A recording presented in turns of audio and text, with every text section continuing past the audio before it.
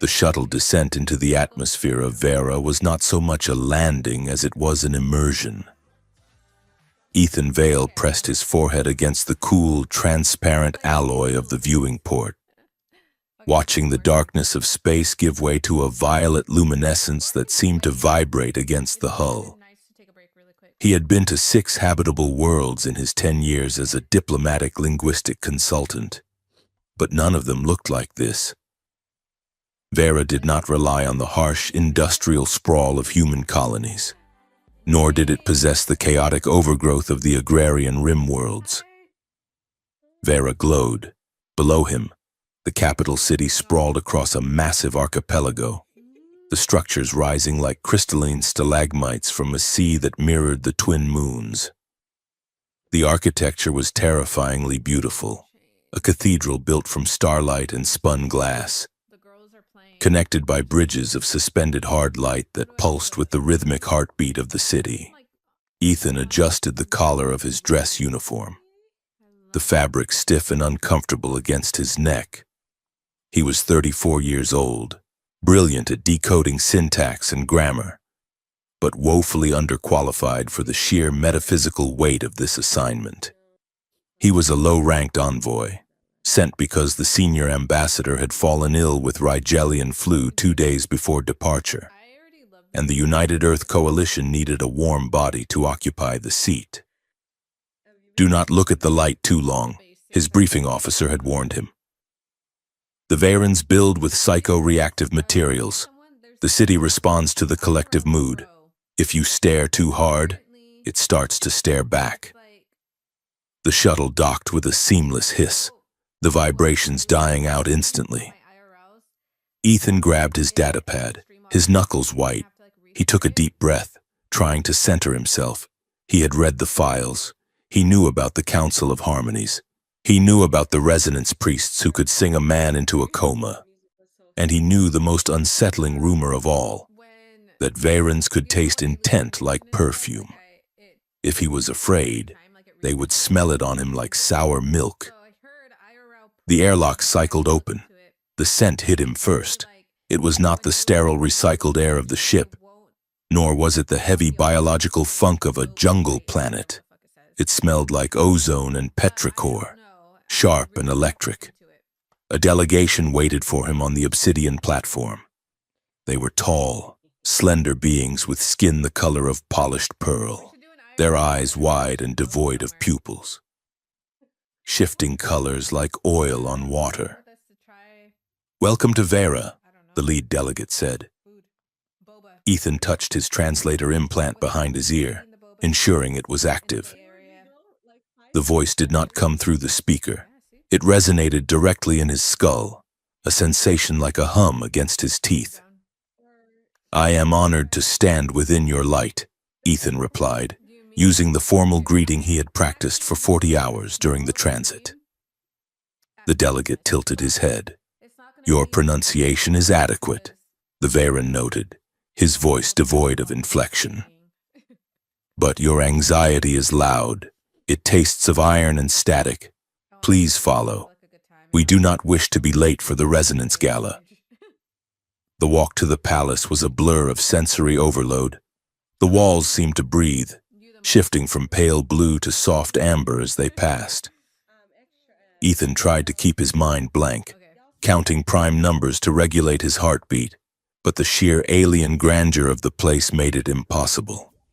He felt like a muddy boot print on a pristine white carpet. The gala was held in a hall large enough to contain a weather system. The ceiling was a holographic projection of the galaxy, swirling in real time. Hundreds of Varans moved in synchronized patterns, their robes flowing like liquid mercury. The sound in the room was a low, melodic thrum, a constant chord that seemed to hold the building together. Ethan stood near a pillar of solidified light. Holding a glass of water he was too nervous to drink. He felt the weight of 100 eyes on him. He was the only human in the room, a beige spot in a kaleidoscope of iridescent color. "Envoy Vale," a voice boomed. Ethan turned. A high-ranking official approached, flanked by 2 guards in ceremonial armor that looked like chitin. The official held out a fluted glass filled with a swirling, viscous gold liquid. "I am High Minister Kalen," the official said, "to welcome you to the Council of Harmonies. We offer you the nectar of the first chord. Drink, and let our wavelengths align." Ethan froze. His briefing had covered greetings, bows, and the complex hierarchy of eye contact, but it had mentioned nothing about specific ceremonial beverages. Refusing a drink was a universal insult in human culture, and likely here as well. He did not want to start a diplomatic incident in the first 5 minutes. He took the glass. The liquid was warm in his hand. "To harmony," Ethan said, projecting a confidence he did not feel. He tipped the glass back and drained it in one swallow. It tasted like spiced honey and electricity. The effect on the room was instantaneous. The background hum of conversation cut out as if a wire had been severed. Every Veyron within 50 feet stopped moving. The High Minister's eyes went wide, shifting rapidly from blue to a horrified violet. A collective gasp rippled through the crowd, sounding like the sudden intake of breath before a scream. Ethan lowered the empty glass, his smile freezing on his face. He realized, with a sinking pit in his stomach, that he had just done something cataclysmically wrong. The High Minister took a step back, his hands raising in a defensive posture. "You accept?" he whispered, his voice trembling. "You accept the binding?" Ethan opened his mouth, but his throat felt dry. He started. Before the minister could call for the guards or an executioner, a hand slid around Ethan's arm.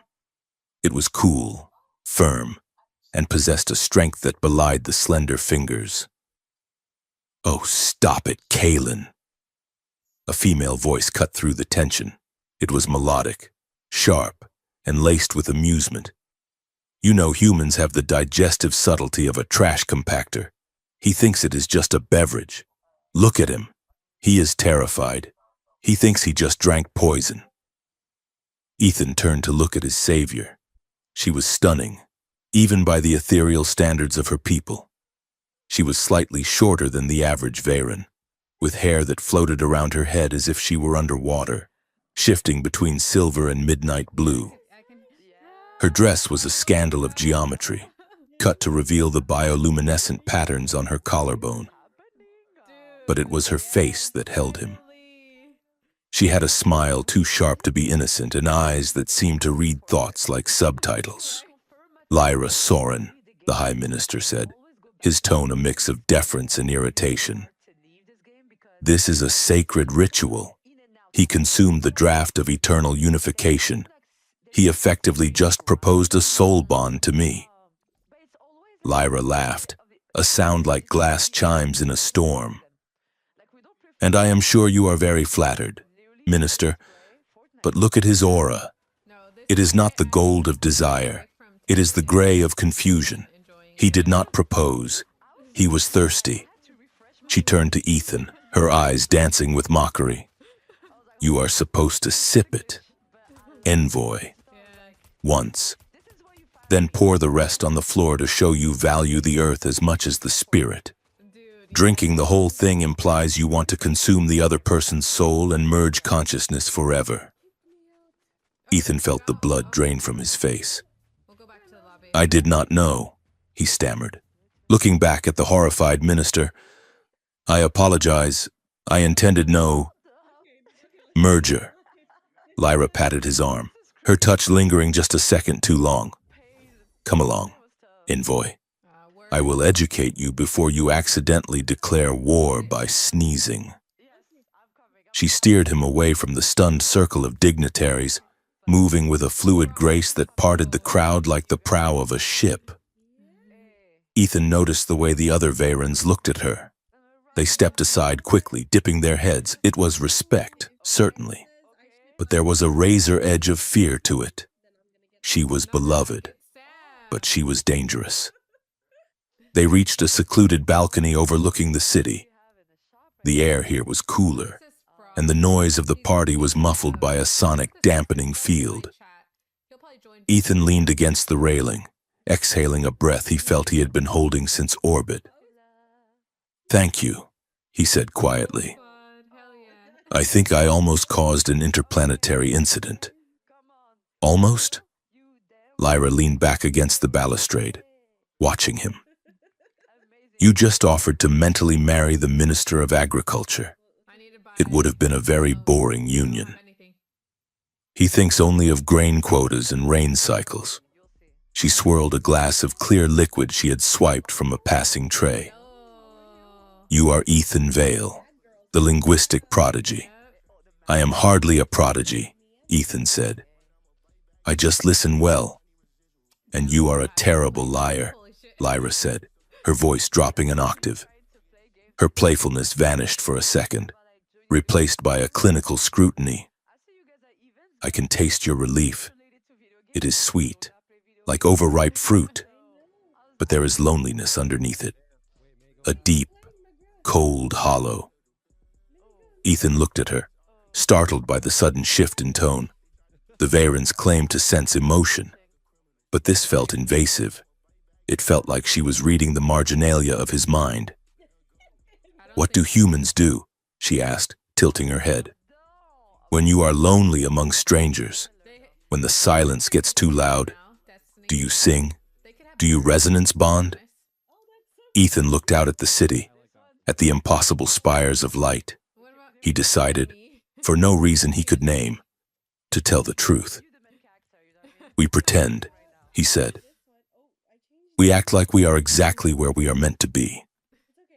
We smile, and we wait for the feeling to pass, or we drown it out with noise." Lyra stared at him. The bioluminescence on her skin pulsed a slow, rhythmic blue. "You pretend," she repeated softly. How exhausting. Before the moment could deepen, the heavy thrum of a gong resonated from the main hall. Lyra's expression hardened instantly. The mask of the playful socialite slammed back into place, but her eyes remained cold. "That will be Chancellor Male Core," she said. "The reason you are here, and the reason you should be afraid." Ethan followed her back to the edge of the balcony. In the center of the great hall, a Varen stood on a raised dais. He was older, his skin the texture of weathered parchment, his robes heavy with woven circuitry. "Brothers and sisters of the resonance," the Chancellor's voice boomed, amplified by the very architecture of the room. "We welcome the human envoy today. But we must ask ourselves, is the void ready to be filled with such dissonance?" The room went deadly silent. "Humans are a species of chaotic frequency," Core continued, his gaze sweeping the room and locking onto the balcony where Ethan stood. "They do not share. They hoard emotion in their flesh, locking it away. They bring emotional contamination to our pure shores.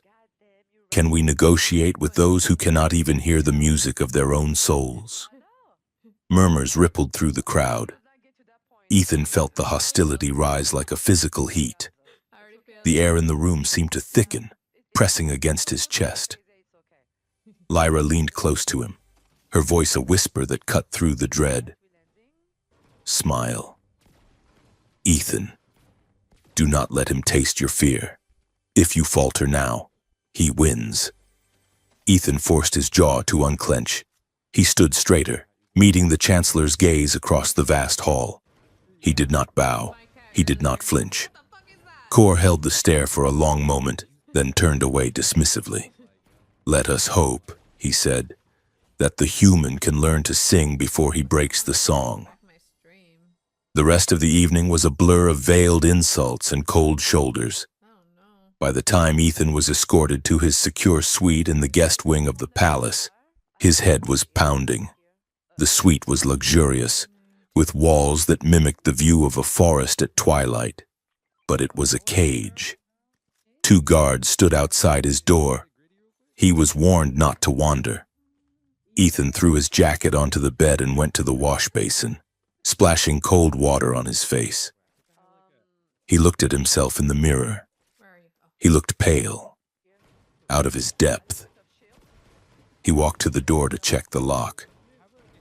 As he approached, he stopped. Burned into the metal of the doorframe, right at eye level, was a symbol. It was small, no larger than his thumb, but it had not been there when he entered. It was an elegant, spiraling fractal that seemed to twist inward the longer he looked at it. He stared at it, and a sharp spike of pain drove itself behind his eyes. The spiral seemed to move, rotating, drilling into his visual cortex. "Stop looking," he told himself, but his eyes refused to look away. The pain intensified, becoming a white-hot needle. The door chime sounded, breaking the trance. Ethan stumbled back, gasping, rubbing his temples. "Enter," he managed to say, his voice raspy. The door slid open. Lyra Soren breezed in, carrying a small metallic device. She looked around the room with exaggerated curiosity. "Nice accommodations," she said. "A bit dreary. It lacks flow." "What do you want?" Ethan asked, the headache still pulsing behind his eyes.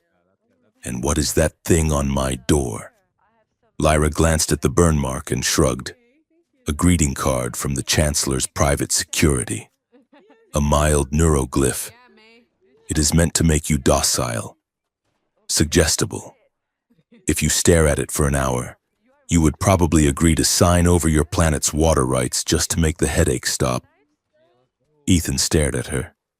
"They are using psychological warfare on a diplomat? They call it decorative deterrence," Lyra said. She walked over to him, her movement sudden. She reached up and tapped the collar of his shirt. "Hold still," she commanded, before he could pull away.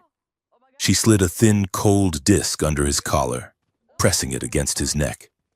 It hummed once and vanished, blending into the fabric. "What did you just do?" Ethan demanded, backing away. "Surveillance scrambler," Lyra said, her grin returning. "The council listens to everything in these rooms. The walls are literally ears. That device creates a feedback loop. Now, all they will hear from this room is the sound of a disgruntled livestock animal chewing on hay. It is quite a soothing noise, actually." "You are mocking me," Ethan said. "I am saving you," Lyra corrected, "and I am amusing myself. It is a multitasking efficiency." She walked to the window, looking out at the glowing city. Her playfulness seemed to slip again, revealing the tension in her shoulders. "You should not be here, Ethan," she said softly. "Mile Core is not just posturing. He wants this peace treaty to fail. He needs an enemy to unify the council." "Why are you telling me this?" Ethan asked. "You are part of the inner circle. You are one of them." Lyra turned, and for the first time, Ethan saw something haunting in her eyes. "I am what they made me," she said. "That is not the same thing as being one of them." Suddenly, the room's ambient lighting turned a harsh, flashing crimson. A siren began to wail, a dissonance that grated against the bone. Ethan's datapad buzzed on the bed. He grabbed it, a priority alert from the human delegation. "Shuttle Alpha 9 has detonated in low orbit. Casualties confirmed. Varen Defense Grid claiming it was a weapon malfunction. Accusations of provocation." "My shuttle," Ethan whispered. "The one I came down on." "The crew?" Lyra asked, her voice sharp. "Dead," Ethan said. The room shook as a shockwave from the atmosphere rippled down to the surface. "It has started," Lyra said. She moved toward him. "We have to move. Now!" "Wait," Ethan said. He tapped his ear. His translator implant was making a high-pitched screeching noise. Then, abruptly, the noise stopped, replaced by a voice. Maybe. But it was not the mechanical voice of the computer. It was a whispered, sibilant voice that spoke directly into his auditory nerve. "You are a parasite," the voice said inside his head. "You are broken glass. Submit." Ethan clawed at his ear. "Get it out," he gasped. "Someone is in my head." Lyra grabbed his wrists, forcing his hands down. "Do not fight it. It is a psych cast. They are trying to rewrite your fear response. They want you to panic. If you run out there screaming, they will shoot you and call it self-defense." She dragged him toward the door, but not the one he had entered through. She went to the wall paneling, pressing her hand against a seamless section of the wall. "Where are we going?"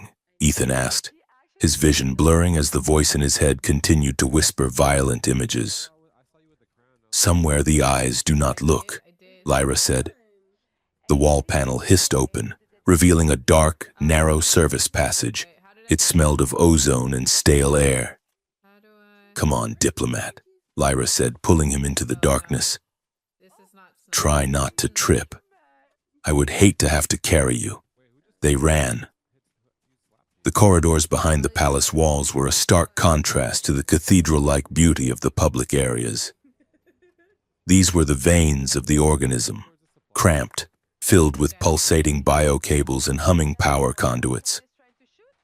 The gravity fluctuated here, making Ethan stumble every few hundred yards as his weight doubled and then halved. Lyra was fast. She moved with a predator's agility, vaulting over pipes and sliding under low-hanging ducts. She kept up a stream of chatter, breathless jokes about the decor and the dust. But Ethan noticed her hand trembling whenever she paused to check a junction. She was terrified. "They are sweeping the grid," she whispered, pulling him into an alcove as a drone buzzed past the intersection ahead. "If Malcor finds us now, there will be no trial. He will just say you attacked me." Ethan leaned against the cold wall, trying to quiet the static in his head. "Why are you helping me?" he asked. "You could just turn me in. You would be a hero." Lyra looked at him in the dim light of the service tunnel. Her eyes were wide, the pupils blown black. "Because I am tired of the song," she whispered. "I am tired of everyone singing the same lie." She grabbed his hand again. "We are close." They descended a spiral ramp that seemed to go deep into the bedrock of the island. The air grew colder, charged with a static electricity that made the hair on Ethan's arms stand up. The walls here were not made of the glowing crystal, but of a matte, black stone that seemed to absorb the light. They reached a dead end. A solid wall of black stone blocked the path. Lyra stopped. No, dude, just try it. She turned to face the wall. She closed her eyes and began to hum. It was a low, mournful sound, a specific frequency that vibrated in Ethan's chest. The air around them seemed to thicken, becoming heavy and viscous. The reality of the hallway felt like it was holding its breath. Slowly, the black stone began to ripple. It became translucent, then parted like a curtain, revealing a seamless silver door that had not been there a moment before. Lyra turned to him. The playful mask was gone entirely now. She looked vulnerable, stripped bare of her political armor. Her eyes were bright and frighteningly gentle. "This is the threshold. Ethan," she said softly. "Beyond this door is the only place on Vera where the Council cannot see. But once you step inside, you cannot go back to being just an envoy." Ethan looked at the door, then back at her. The voice in his implant had stopped, but the fear remained. He knew, with a diplomat's instinct, that this was the pivot point. He could turn back, surrender, and hope for deportation. Or he could trust the alien woman who had mocked him, saved him, and dragged him into the dark. Lyra took a step closer to him. Her voice dropped to a hush, intimate and heavy with implication. "Let me teach you pleasure beyond flesh," she said. "Come with me." I am inviting you into my secret room. Ethan hesitated. He looked at her face, searching for the trick, the trap. He saw the sharp smile. Yes. But beneath it, he saw a desperate, raw sincerity. She was offering him a weapon. She was offering him the truth. I am with you, Ethan said. He did not choose her because he trusted her politics. He chose her because in a world of telepathic lies, she was the only thing that felt real. Lyra nodded, a quick, sharp movement. She touched the silver surface of the door. It opened like a blink. Ethan stepped through the threshold, expecting a command center or a weapons locker. Instead, he stepped into a void. The room was vast, draped in darkness, but threaded with faint floating lights that drifted like stars caught indoors. There was no floor, only a suspension of solid shadow. The air smelled of rain and memory. Welcome, Lyra whispered as the door sealed behind them, shutting out the universe. Welcome to the quiet. The door sealed with a sound like a gasp, leaving Ethan Vale standing in a darkness so absolute it felt heavy against his skin. He reached out, his hand passing through cool air, his boots resting on a surface that felt solid but looked like an infinite drop into a starless void.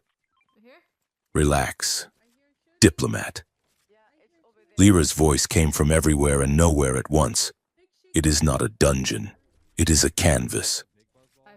Slowly, the darkness began to breathe. Faint, bioluminescent particles drifted into existence, swirling around them like dust motes caught in a sunbeam. Except there was no sun. They glowed with soft ambers, deep indigos, and a quiet, pulsing teal. As Ethan's heart rate spiked, the lights turned a jagged, anxious red. Ethan froze, watching his own fear manifest in the air around him. It reacts to you, Lyra said, stepping out of the shadows.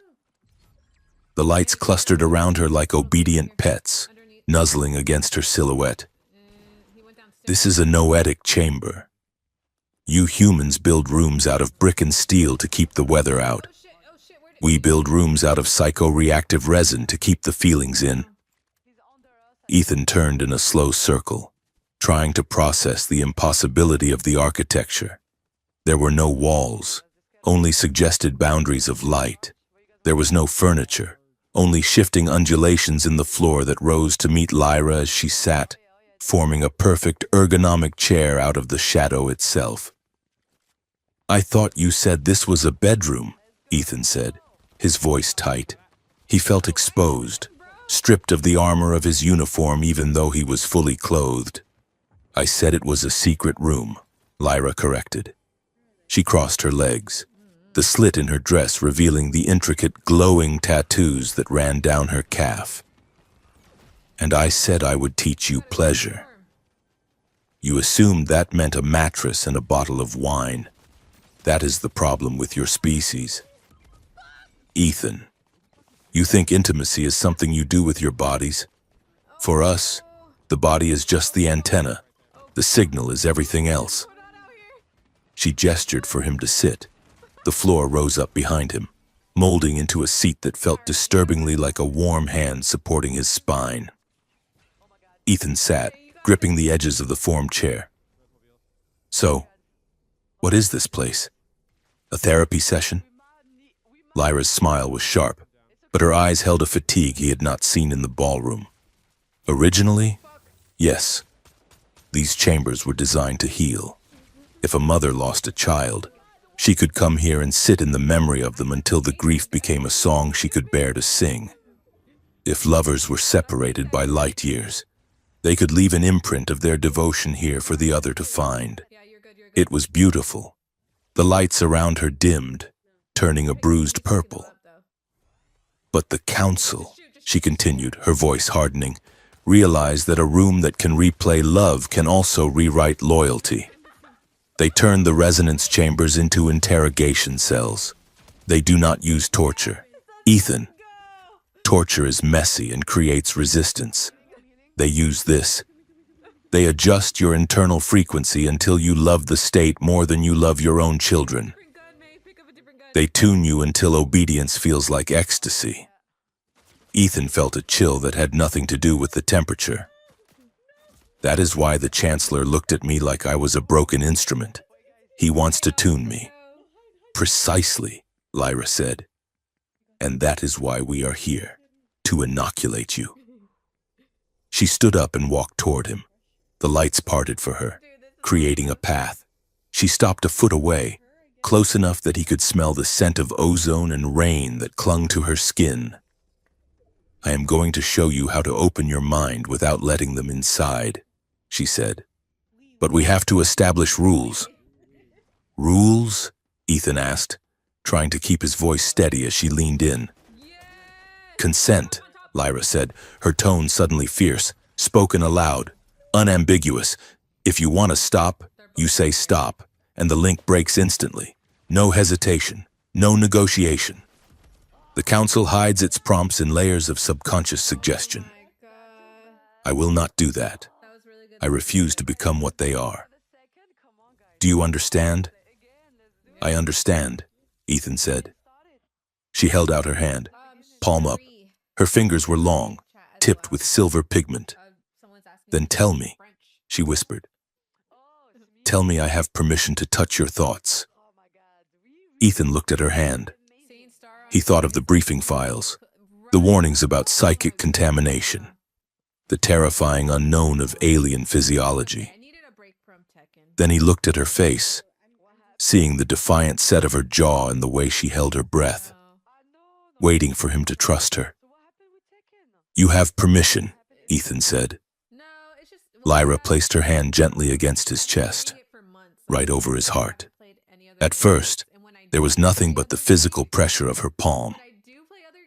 Then, a sensation bloomed in the center of his chest. Not a sound, not a touch, but a temperature. It was a warmth that bypassed his skin and wrapped directly around his nervous system. It felt like sinking into a bath of hot water after a week of freezing rain. He gasped, his eyes widening. Breathe. Lyra's voice resonated, not in his ears, but inside the center of his skull. Do not fight the current, just float. Images began to braid themselves into his vision. They were not his memories, but they felt familiar. He felt the sensation of sunlight on a face, but the sun was blue. He felt the taste of a fruit that was both sweet and peppery, bursting on a tongue he did not possess. He felt a profound, aching sense of belonging, the feeling of walking into a room full of people who loved him. A safety so absolute it made his throat tight. It was intimacy without context. It was the distilled essence of being held, stripped of the physical act. Ethan gripped the arms of his shadow chair, his knuckles white. It was overwhelming. It was more naked than nudity. He could feel Lyra's presence in his mind, a bright, curious light that danced around his defenses without breaching them. You are loud, she murmured, her physical lips not moving, but her thought voice clear. Your mind is a storm of calculations. You are constantly assessing threats. It must be exhausting to be you. Ethan, he tried to pull back, to erect the mental walls he used in negotiations, but the warmth softened the mortar. Is this what you do? He managed to say aloud, his voice sounding small in the vast room. This is what we are, Lyra replied, the sadness returning to the connection, tasting like salt water in his mind. We do not just speak, we resonate. But I am not just showing you this to dazzle you. I am showing you the mechanism. She stepped closer, her other hand coming up to hover near his temple.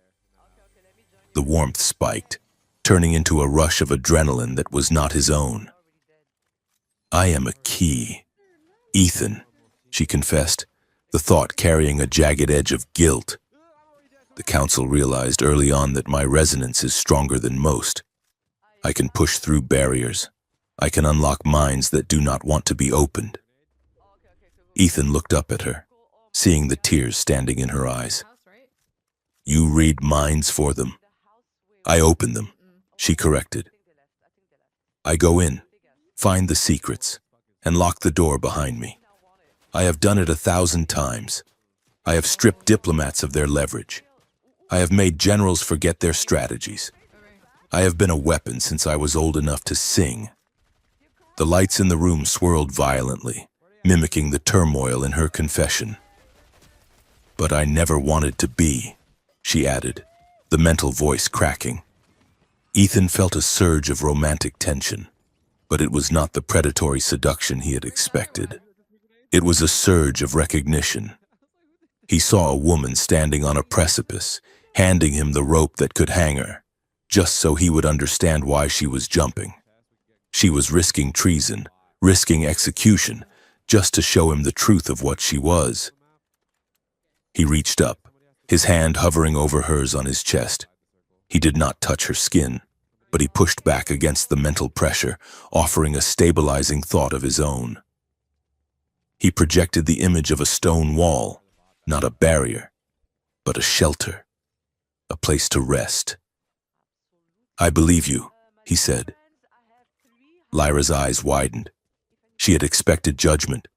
She had expected him to recoil from the monster she had described.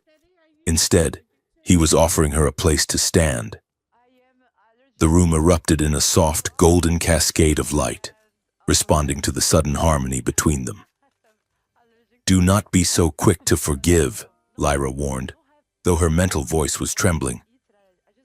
Look at what we do. Look at what happens when the consent is missing. She twisted her hand in the air, a sharp, dissonant gesture. The golden light shattered. The room plunged into a cold, sickly gray. In the center of the chamber, the shadows coalesced into a three-dimensional projection. It was gritty and flickering, like a damaged recording. Ethan saw a man. He was human, wearing the flight suit of a commercial pilot. He was strapped into a chair similar to the one Ethan sat in, but this one was rigid, sprouting cables that dug into the man's temples. The man was screaming, but no sound came out. His face was contorted in a rictus of pure, unadulterated terror. Standing over him were three tall Veyran figures in high-collared robes, council members. They were not touching him. They were singing. It was a low, grinding sound that made Ethan's teeth ache even in the recording. As they sang, visible wisps of light were being torn from the man's chest, glowing strands of silver and blue. They are harvesting him, Lyra said, her voice devoid of emotion, though the room around them wept with rain-like sparks. They are extracting his fear, his adrenaline, his desperation, to the council. These are not just feelings. They are energy sources. They are drugs.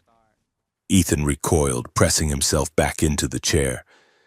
The image of the pilot was horrifying, a violation of the soul. Stop it, Ethan said. Turn it off. Lyra clenched her fist, and the image vanished into smoke. That is the price of your peace treaty, she said, breathing hard. The council does not want trade goods. They do not want technology. They want livestock. They want access to human minds because your emotions are volatile. You feel with a chaotic intensity that my people lost centuries ago. To them, a human is a battery of raw sensation waiting to be tapped. She turned away, hugging her arms around herself. I helped them build the extraction protocols, she whispered. I thought we were curing mental illness. I did not know until it was too late. Ethan stood up. The vertigo of the dark floor momentarily unbalanced him, but he found his footing. He walked over to Lyra. She was shaking, the bioluminescence on her skin flickering rapidly.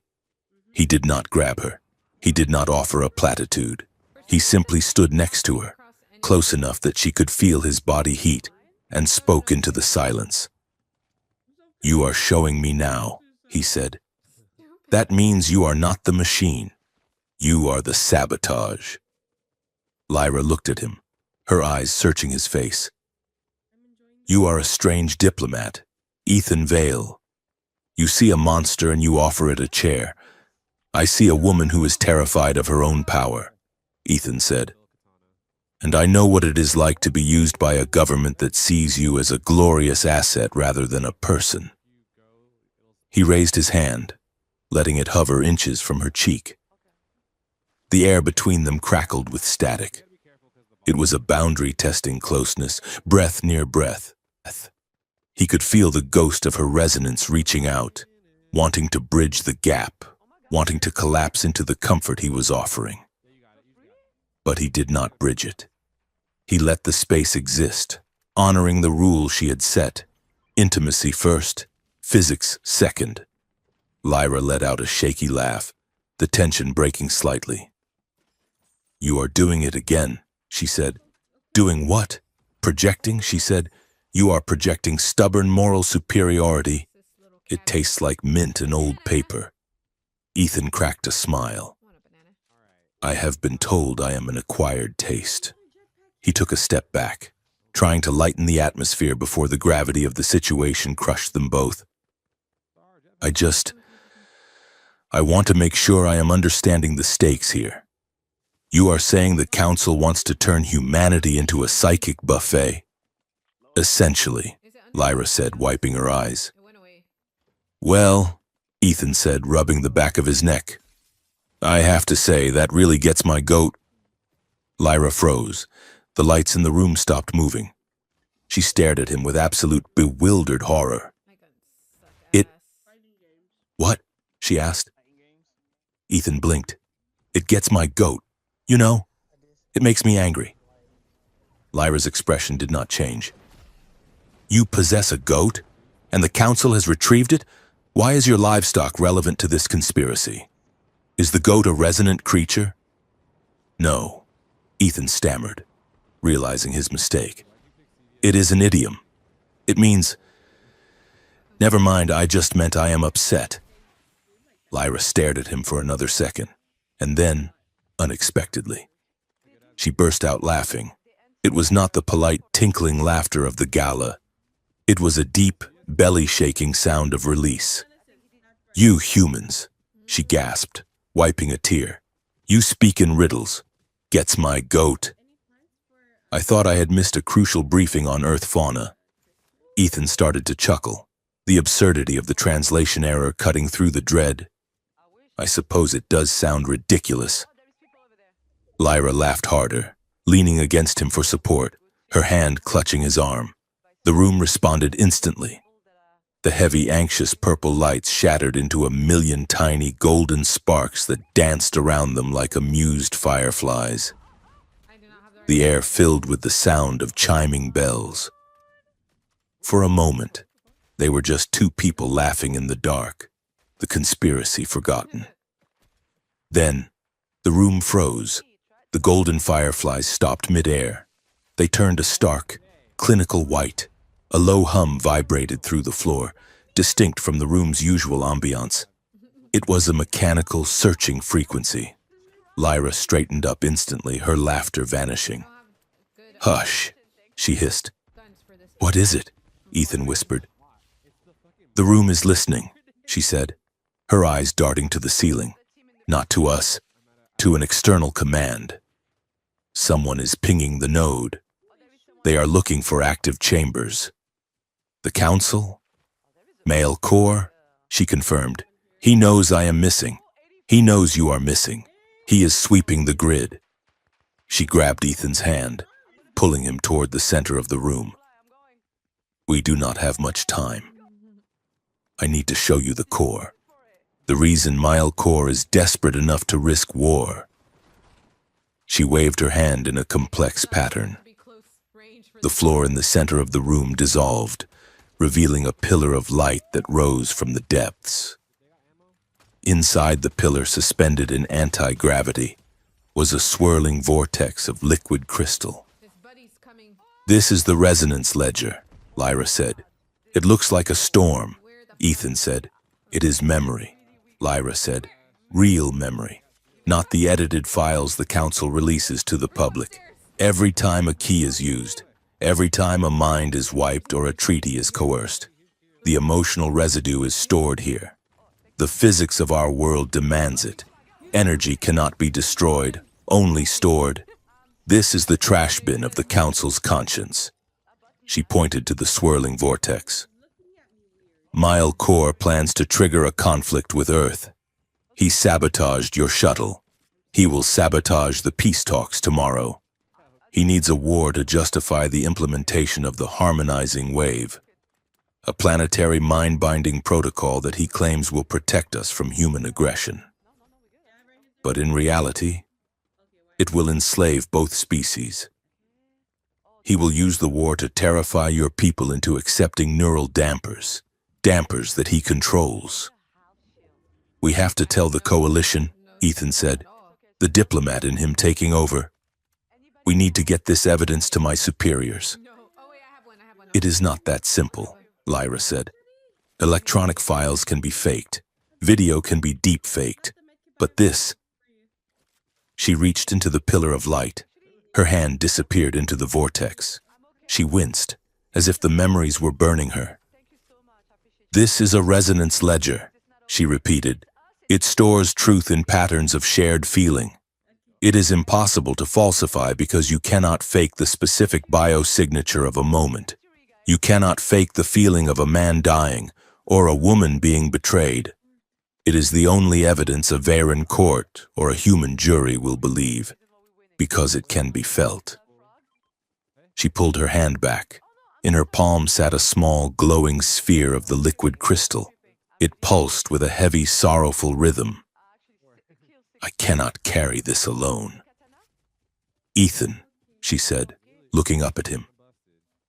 It requires 2 currents to stabilize it outside the chamber. One to ground it, one to carry it. If I try to take it out alone, it will dissipate. Ethan looked at the sphere. It looked heavy, burdened with the weight of 1,000 crimes. What do I have to do? He asked. You have to carry it, Lyra said. Not in your pocket, in your mind. She stepped closer, the sphere glowing between them. But once you accept it, you become a witness. The Council will not just deport you. They will hunt you. You will lose your career. You will lose your safety. You might lose your mind. Alarms began to blare in the distance, muffled by the room's shielding but growing louder. The white lights of the room began to flash red. They had been found. Ethan looked at the glowing sphere, then at Lyra. He thought about his career, his safe, boring trajectory toward a mid-level ambassadorship. He thought about the pilot screaming in the vision. He thought about the goat. He realized, with a sudden clarity, that he had never actually been a diplomat. He had been a bureaucrat. A diplomat negotiates peace. A bureaucrat manages the status quo.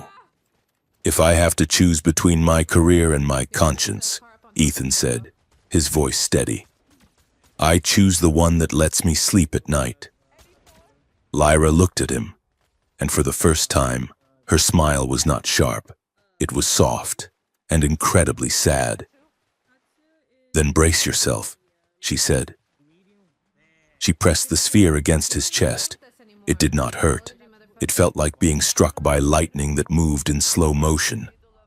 A wave of images crashed into Ethan's mind, faces he didn't know, screams he hadn't screamed, lies he hadn't told. The weight of the conspiracy settled into the base of his skull, a heavy, humming archive of truth. He staggered, gasping. Lyra caught him, her arms strong around his waist. I have you, she whispered. I have you. The room suddenly lurched. The invisible walls seemed to buckle. They are breaching the firewalls, Lyra shouted over the rising din of the alarms. We have to go. The door they had entered through began to glow with a harsh, cutting laser light. Someone was burning through from the other side. Not that way. Ethan yelled over the noise. Trust the room, Lyra cried. She turned to the back of the void, where there was nothing but darkness. She shouted a command in High Varen, a sound that cracked like a whip. Room. Path of the Exiled. Open. The noetic architecture responded. It did not just open a door. It rearranged reality. The floor beneath them rippled and stretched, forming a bridge that extended out into the dark. The walls of the chamber dissolved into a tunnel of swirling, chaotic light, a maintenance artery of the living building itself. The room is alive, Ethan realized as the floor pushed them forward. It is not just a place. It is an ally. Run! Lyra grabbed his hand, and they sprinted onto the bridge of light just as the main door exploded inward, showering the space where they had been standing with molten debris. Ethan glanced back. Through the smoke, he saw the silhouette of armored figures pouring into the chamber. But the bridge was already retracting, curling up behind them like a dying flower, sealing the path.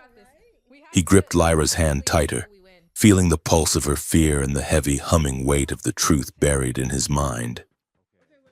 They were running into the dark, into the belly of the alien city. And for the first time in his life, Ethan Vale felt completely, terrifyingly awake. The maintenance artery of the Varen Palace did not smell like a hallway. It smelled like the inside of a warm, iron lung. The walls were not static. They were lined with bundles of translucent cabling that pulsed rhythmically, pushing nutrient-rich fluids through the superstructure of the city. To Ethan Vale, it felt less like escaping a building and more like being swallowed by a whale. "Keep moving, diplomat," Lyra said, her voice echoing in the cramped tubular passage. "Unless you want to explain to the guards why you are carrying a treasonous amount of emotional data in your head." Ethan stumbled over a bundle of optical nerves on the floor. He was breathless, his uniform torn at the shoulder, the weight of the resonance ledger still humming at the base of his skull like a second conscience. "I am moving," Ethan gasped, "but your architecture keeps trying to digest me." They reached a vertical shaft that dropped away into infinite darkness below and stretched up into a blinding violet light above. There were no ladders, no stairs, just a column of shimmering, distorted air. "Gravity lift," Lyra said, stepping to the edge. "It reads your center of mass and your intent. Just think down and lean forward." She stepped off the ledge. Instead of falling, she drifted smoothly downward, her dress rippling as if she were underwater. She looked back up at him, her face framed by the bioluminescent pulse of the shaft. "Come on. Ethan, down." Ethan looked at the drop. It was at least 2,000 feet. His human brain evolved to fear cliffs. Screamed at him to stay put. He closed his eyes, thought the word down, and stepped off. The lift did not interpret his intent. It interpreted his panic. Instead of a smooth descent, Ethan plummeted like a stone for 20 feet, then jerked upward violently as the gravity field overcorrected. He flailed, spinning upside down, his boots kicking at the air. "Stop fighting it!" Lyra yelled, though he could hear the laughter in her voice. "You are confusing the gravitons." "You have to be calm. I am falling down an elevator shaft," Ethan shouted back, tumbling in a slow, nauseating circle. "Calm is not a physiological option." Lyra sighed, a sound that carried clearly up the shaft. She kicked off the wall, shooting upward to intercept him. She grabbed the back of his belt, hauling him close. Her personal gravity field stabilized his, and suddenly he was upright again, floating inches from her face. "You are heavy," she said, shaking her head. "And you project flailing birds so loudly it is giving the lift a headache." "I prefer tactical descent," Ethan muttered, gripping her arm to steady himself. "Just hold on to me," she said, rolling her eyes. "I will do the thinking for both of us." Again. She dragged him downward, towing him like stubborn luggage she had decided. against her better judgment, to keep. They descended past blur after blur of service levels, hydroponic filtration decks, waste recycling cataracts, and drone repair hives until the air grew thick and humid. They exited the shaft into a cavernous, dusty space that smelled of old stone and silence. "Where are we?" Ethan whispered, his voice dying in the gloom. "The Museum of Forgotten Chords," Lyra said, brushing dust from her sleeve. "The council closed it 50 years ago. They said the history here was discordant. The room was filled with statues carved from a dark, porous rock. They were Varen figures, but twisted in agony or ecstasy, their mouths open in silent song. As they walked past them, Ethan felt a prickle on the back of his neck. He turned quickly, sure that the statue behind him had moved its head. It was still, but its eyes, hollowed-out pits, seemed to be tracking him. "Do not look at them too long," Lyra warned softly. "They were carved by resonance priests. They retain a faint echo of the artist's attention. If you stare, they stare back." She led him to a small maintenance alcove hidden behind a tapestry of woven metal. It was a safe house, stocked with basic rations, a first aid kit, and a localized frequency jammer. Ethan sank onto a crate, his legs trembling. The adrenaline of the escape was fading, leaving a cold dread in its wake. He tapped his comms implant. "I need to contact the delegation," he said. "If I can get a signal out, I can warn the ambassador. I can tell him about the sabotage." "Ethan, do not," Lyra started, but he was already broadcasting. "This is Envoy Vale to Earth Delegation Command." He spoke rapidly. "Priority Alpha. I have evidence of a hostile conspiracy by Chancellor Mail Corps. I am requesting immediate extraction and a secure line." Silence stretched for 10 seconds. Then, a voice crackled in his ear. It was Ambassador Halloway. "Ethan, thank God. We heard there was an explosion, and where are you?" "I am safe," Ethan said, relief washing over him. "Sir, the Council orchestrated the shuttle attack. I have proof. Stay where you are," Halloway's voice said, sounding strange, too smooth, the cadence slightly off. "You are confused, son. You are suffering from shock. The Varens are our friends. Surrender yourself to the nearest peacekeeper unit. It is for your own good." Ethan froze. "That is not." "Sir, the protocol code for a priority alpha is Bluebird. What is the countersign?" There was a pause, a glitch in the audio. Then the voice returned, dropping the grandfatherly tone entirely. "Surrender, Envoy, or be erased." The line went dead. Ethan stared at the wall, his hand falling from his ear. "They intercepted it," he whispered. That wasn't him. They faked his voice. "I told you," Lyra said gently, handing him a packet of water. "The Council controls the network. They control the airwaves. And they have had human voice samples for decades." Ethan looked at her, the reality of his isolation sinking in. "I am on my own. My government thinks I am a rogue agent." "You are not on your own," Lyra said. She sat next to him, her shoulder brushing his. "But you need to understand something. Ethan, I cannot trust my allies either. The Council seeds friendly faces everywhere. They create rebels to catch rebels. If we want to survive, we assume everyone is a trap until they prove otherwise." She stood up, offering him a hand. "We cannot stay here. The signal trace will bring them within 10 minutes. We have to go to the Undercity." The Undercity was an assault on the senses. If the palace was a cathedral of light, the Undercity was a neon labyrinth of desperate biology. Located at the roots of the archipelago, below the waterline, it was protected by massive transparasteel dams that held back the ocean. The streets were narrow, crowded with species from a dozen worlds, illuminated by flickering holographic advertisements and the bioluminescent glow of street food stalls selling skewers of grilling cephalopods. The air smelled of frying spice, exhaust, and the copper tang of illegal modification. Ethan pulled his hood low, trying to shrink inside his ruined uniform. He felt painfully conspicuous. He was a human diplomat in a place where humans were usually tourists or targets. Lyra, however, transformed.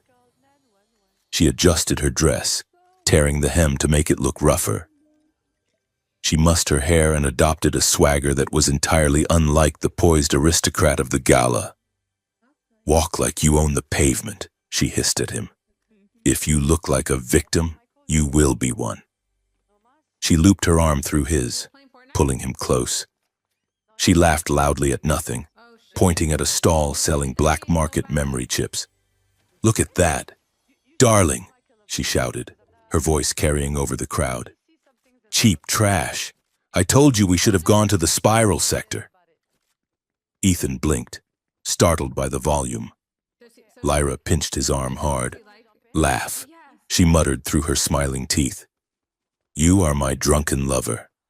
You are rich, stupid, and besotted.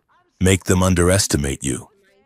Ethan forced a laugh, a loud braying sound that felt ridiculous. "You are impossible," he shouted back. "I buy you the moon and you want the stars." Lyra giggled, leaning her head on his shoulder. It was a perfect performance. To the mercenaries and smugglers watching from the shadows, they were just another pair of wealthy idiots slumming it in the gutter. But as she pressed her face into his neck, ostensibly to whisper a lover's secret, Ethan felt her trembling. "Stay close," she whispered, her voice barely audible. "Please. There are council eyes in the drones above. If we separate, I cannot cover your mind." Ethan wrapped his arm around her waist, pulling her tighter. It was part of the act, but it was also an answer. "I am right here," he whispered back. They navigated the maze of the market, moving toward the docks. They passed a stall where a Varen back alley doctor was tuning a client's emotions with a rusted sonic fork. Ethan looked away, sickened. "We need a ship," Lyra said, dropping the loud persona as they ducked into a dim alleyway filled with steam vents. Not a commercial transport, something off the grid. They found it at the end of a rotting pier. It did not look like a ship. It looked like a massive piece of coral torn from a reef and fitted with engines. The hull was pink and porous, breathing slowly, covered in barnacles that glowed with a soft, rhythmic light. Standing by the ramp was a creature that looked like a bipedal crustacean wearing a leather flight jacket. He was smoking a pipe that emitted bubbles instead of smoke. "Captain Vrax?" Lyra asked. The captain turned. His eyes were on stalks, moving independently. One looked at Lyra, the other inspected Ethan. "I am not taking passengers," Vrax rasped, his voice sounding like gravel in a blender. "Especially not council royalty and her pet human." "We are not passengers," Lyra said, holding up a small pouch.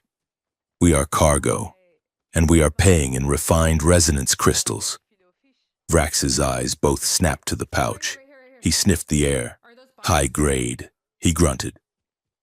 "Stolen? Liberated," Lyra said. Vrax chuckled, a clicking sound. "I like that word. It is less legally binding. Get on board. But if you bleed on my upholstery, I eject you into the ionosphere." The interior of the ship, the salty lung, was as organic as the outside. The corridors were lined with soft, spongy tissue that absorbed sound. The air was warm and humid. Vrax led them to a small cabin near the engine room. "It is not the Ritz," he said. "But the ship likes you. The walls are turning pink. That is a good sign. Usually they turn gray when I bring politicians on board." He left them alone. Ethan collapsed onto the bunk. the exhaustion finally crashing through his adrenaline. Lyra sat on the floor, leaning back against the vibrating wall of the ship. "So," Ethan said, staring at the ceiling, which seemed to be made of cartilage. "We are running away on a giant shrimp. It is a symbiotic cruiser," Lyra corrected, closing her eyes. "It is grown from star matter. It eats solar radiation and feels the pilot's intentions. It is the fastest thing in the sector because it wants to fly." She opened her eyes and looked at him. The playfulness was gone. "Ethan," she said, "back in the room. When you took the imprint, you did not hesitate." "No," Ethan said. "Why?" she asked. "You barely know me. I kidnapped you. I lied to you. I am technically a war criminal in 3 systems. Ethan sat up. He looked at her, seeing the smudge of dirt on her cheek, the exhaustion in her posture, and the fierce intelligence in her eyes. "You stopped lying," he said. "In the room?" That was the first time since I arrived on this planet that someone told me the truth. Even my own government was feeding me lines, but you showed me the horror of it." He paused, struggling to articulate the feeling and the resonance. "When we connected, it wasn't just a thrill. It wasn't just a drug. I felt seen. For 10 years, I have been a mouthpiece for the coalition. I say what they tell me to say. I feel what they tell me to feel. But in that chair, with you, I felt like I was finally occupying my own life." Lyra looked down at her hands, her bioluminescence dimmed to a soft, melancholy blue. "I am afraid," she whispered. "Of the council." "No," she said. "Of you." She looked up, her eyes wet. "I am afraid that if you see all of me, not just the rebel, but the key, the things I have done, the minds I have broken, you will decide I am too compromised to love. You will see the cracks and think I am broken beyond repair." Ethan moved from the bunk to the floor, kneeling in front of her. He reached out and took her hand. This time, he did not ask for permission. He just held it. "I am not looking for a perfect statue. Lyra," he said, "I saw those in the museum. They were cold. I am looking for the person who decided to stop breaking things and start fixing them." Lyra let out a breath that was half sob. She squeezed his hand. "You are a terrible diplomat," she said, a small smile returning. "You are far too honest." Before Ethan could reply, the ship lurched violently. The soft pink light of the walls slammed into a harsh, strobe-light white. A siren screamed, not a mechanical wail, but a biological shriek of pain from the ship itself. Vrax's voice roared over the intercom. "We have boarders, Council leech ships. They have locked us with a grapple beam." Ethan and Lyra scrambled to their feet. "Resonance dampeners!" Lyra shouted, grabbing her arm. "I can feel them. They are flooding the ship with static. I cannot use my abilities." Ethan checked the door. It was sealed, but he could hear heavy metallic footsteps thudding down the corridor outside. "They want you alive," Ethan said, his mind racing. "They want me dead." Lyra looked around the room frantically. "The ship is alive," she said. "Vrax said it feels intent.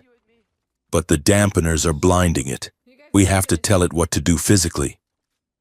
She ran to a pulsating panel on the wall, a nerve cluster for the ship's internal biology. She ripped the cover off, exposing wet, glowing fibers. "What are you doing?" Ethan asked. "Giving the ship indigestion," Lyra said. She plunged her hands into the fibers, twisting them violently. Outside, the ship groaned. The floor beneath them rippled. Suddenly, the corridor outside the door convulsed. A massive peristaltic wave rolled through the ship's structure. Ethan heard the boarders shout in surprise, followed by the wet, crunching sound of armored bodies being slammed against the ceiling by the floor itself. "Gross," Ethan said, impressed. "Effective," Lyra grunted. Now, the comms. If they are coordinating, they are using a localized battle net. Ethan grabbed the wall terminal. He didn't know Varen code, but he knew syntax. He knew how language flowed. He accessed the comms array, which was currently being flooded by the Council's jamming signal. "I cannot break the jammer," he muttered, typing furiously. "But I can pollute the stream." He began feeding the translation matrix a loop of contradictory semantic logic, a linguistic virus he had designed for theoretical negotiation breakdowns. He broadcasted on all frequencies. In the helmets of the Council agents, their orders suddenly scrambled.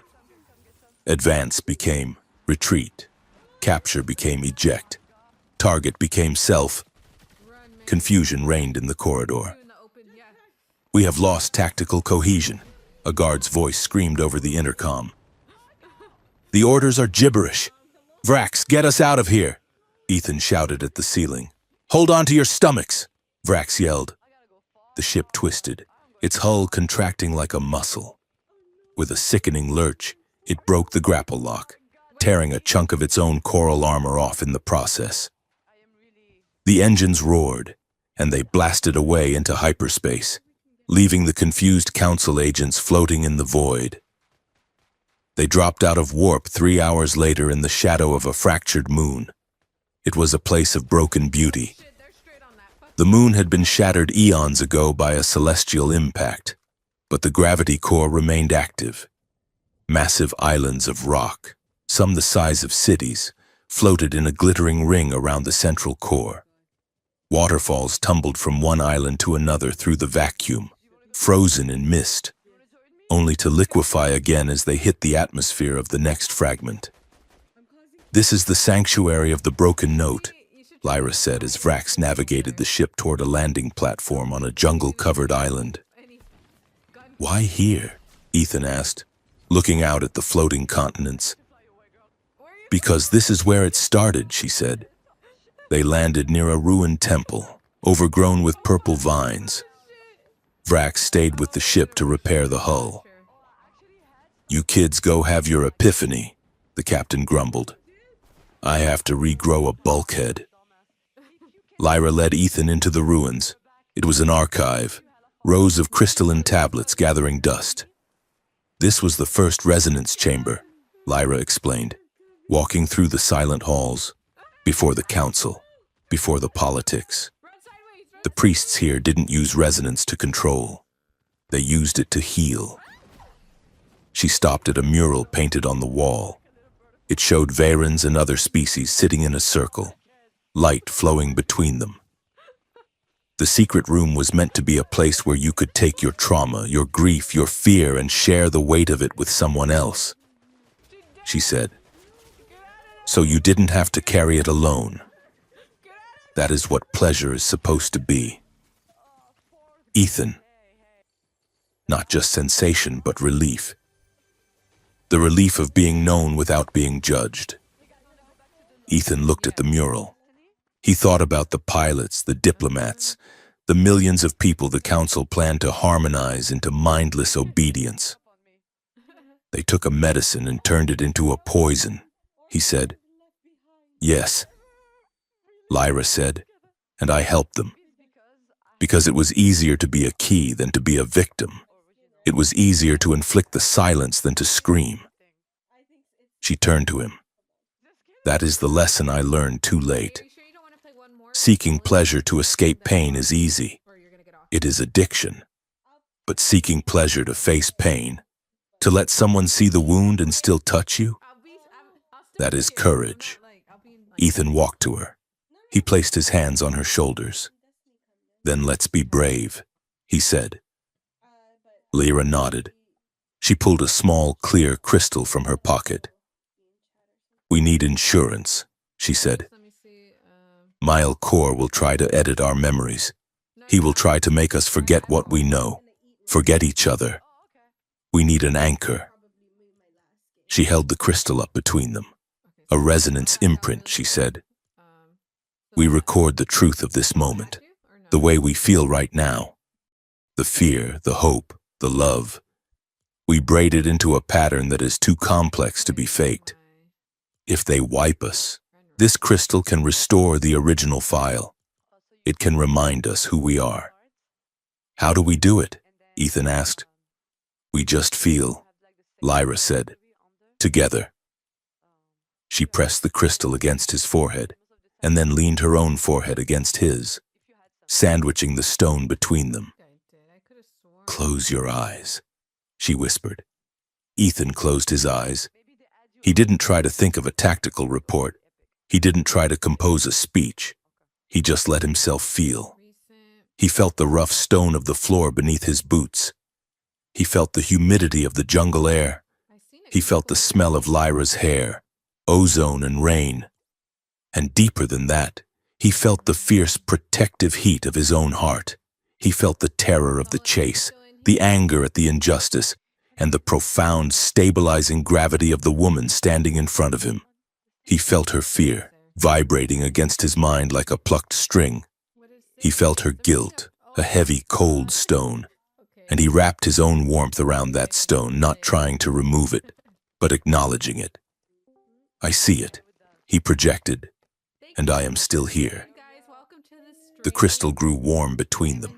It began to hum, a sound that rose in pitch until it was a pure, unwavering note. Lyra gasped, her mental barriers dropping completely. For a singular, timeless second, there was no Ethan, no Lyra. There was just a shared consciousness, a single point of light in the darkness of the universe that knew, with absolute certainty, that it was not alone. Then, the crystal cooled. They pulled apart, breathless, reeling from the intensity. The crystal in Lyra's hand was no longer clear. It was swirling with a nebula of gold and deep, rich violet. It is done, she whispered, clutching it tight. This is our proof, and our promise.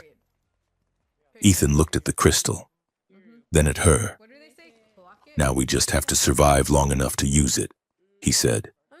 Lyra smiled, slipping the crystal into a hidden pocket over her heart. Then let's go start a war, she said. They turned and walked back toward the ship, the floating islands of the moon watching them like silent giants, as the first stars of the evening began to burn through the mist. The asteroid station known as the Ocular floated in the neutral zone between the Veyron sectors and the human coalition territories. It was a hollowed-out rock the size of a small moon, spinning slowly to generate gravity, its surface bristling with docking clamps and sensor arrays. Inside, it was an opulent cage of gold-veined marble and recycled air, designed to make powerful beings feel comfortable while they carved up the galaxy. Ethan Vale adjusted the cuffs of a stolen diplomatic dress uniform. It was slightly too tight across the shoulders, a constant reminder that he was wearing a dead man's clothes. He stood at the entrance to the Grand Rotunda, the station's massive central meeting hall where the multi-species summit was already underway. Stop fidgeting, Lyra's voice whispered in his ear. You look like a man trying to smuggle a badger through customs. Ethan glanced to his left. Lyra Soren was there, but she was effectively invisible. She had dressed herself in the gray, nondescript robes of a ceremonial attendant, the silent caste of servants who poured drinks and held data pads for the elite. She kept her head bowed, her bioluminescence dimmed to a dull, subservient gray. It was a terrifying transformation. The vibrant, dangerous woman who had dragged him through maintenance tunnels was gone, replaced by furniture. I am not fidgeting, Ethan muttered, barely moving his lips. I am adjusting my tactical discomfort, and I still do not like that you are unarmed. I am not unarmed, Lyra murmured, stepping forward to brush a speck of invisible dust from his lapel, playing the part of the dutiful servant. I have you, and you have the ledger. Now, chin up. Remember, you are Envoy Ethan Vale, the arrogant human who survived a shuttle explosion and is too stupid to be afraid. That is your cover? It is not a very flattering cover, Ethan said. It is the only one they will believe, Lyra said. Now go. I will circle the perimeter and locate the broadcast node. Do not look at me again. To these people, I do not exist. She melted away into the crowd, moving with the terrifying anonymity of the service class. Ethan felt a sudden, sharp spike of loneliness. In the last 48 hours, she had become his gravity. Without her next to him, the room felt too large and the lights too bright. He took a deep breath and stepped into the rotunda. The room was a sensory riot. Delegates from a dozen worlds mingled under a domed ceiling that projected a real-time view of the surrounding star field. There were the crustacean-like ambassadors from the Rigel sector, clicking their claws in negotiation, the gas-form entities of the Nebular Accord, contained in floating glass jars, and the Veyron delegation, moving through the crowd like sharks in silk robes. Ethan spotted Chancellor Malcor immediately. The Veyron leader was holding court near a fountain of liquid light, smiling with the benevolence of a predator that has already eaten. Ethan grabbed a glass of sparkling water from a passing tray and forced a wide, plastic smile onto his face. He waded into the crowd. "Envoy Vale," a voice boomed. Ethan turned to see Director Vance, a high-ranking human official he recognized from the encrypted briefings. Vance was a large man with a face like a slab of granite and eyes that constantly scanned the room for exits. "Director," Ethan said, bowing his head slightly. "I was not sure you would recognize me. Reports of my death were greatly exaggerated." Vance gripped Ethan's shoulder with a hand that felt like a hydraulic clamp. He steered Ethan away from the main thoroughfare and into a quiet alcove near a display of antique star charts. "You look like hell, son," Vance said quietly, his jovial tone vanishing. "We thought the Veyrons vaporized you.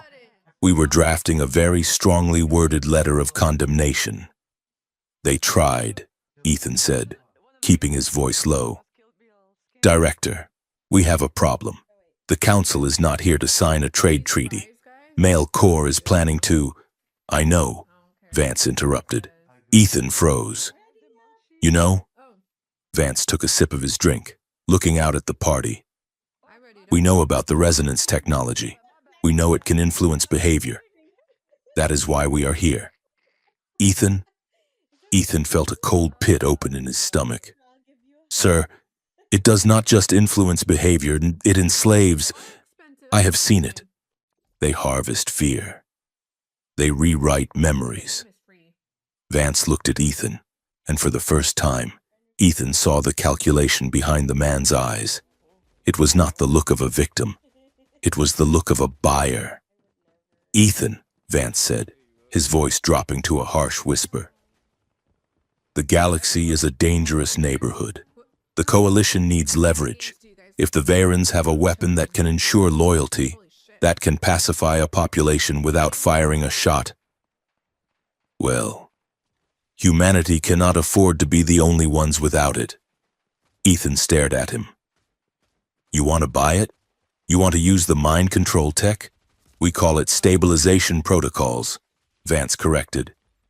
"And yes, the treaty Malcor is offering includes a technology transfer in exchange for certain concessions.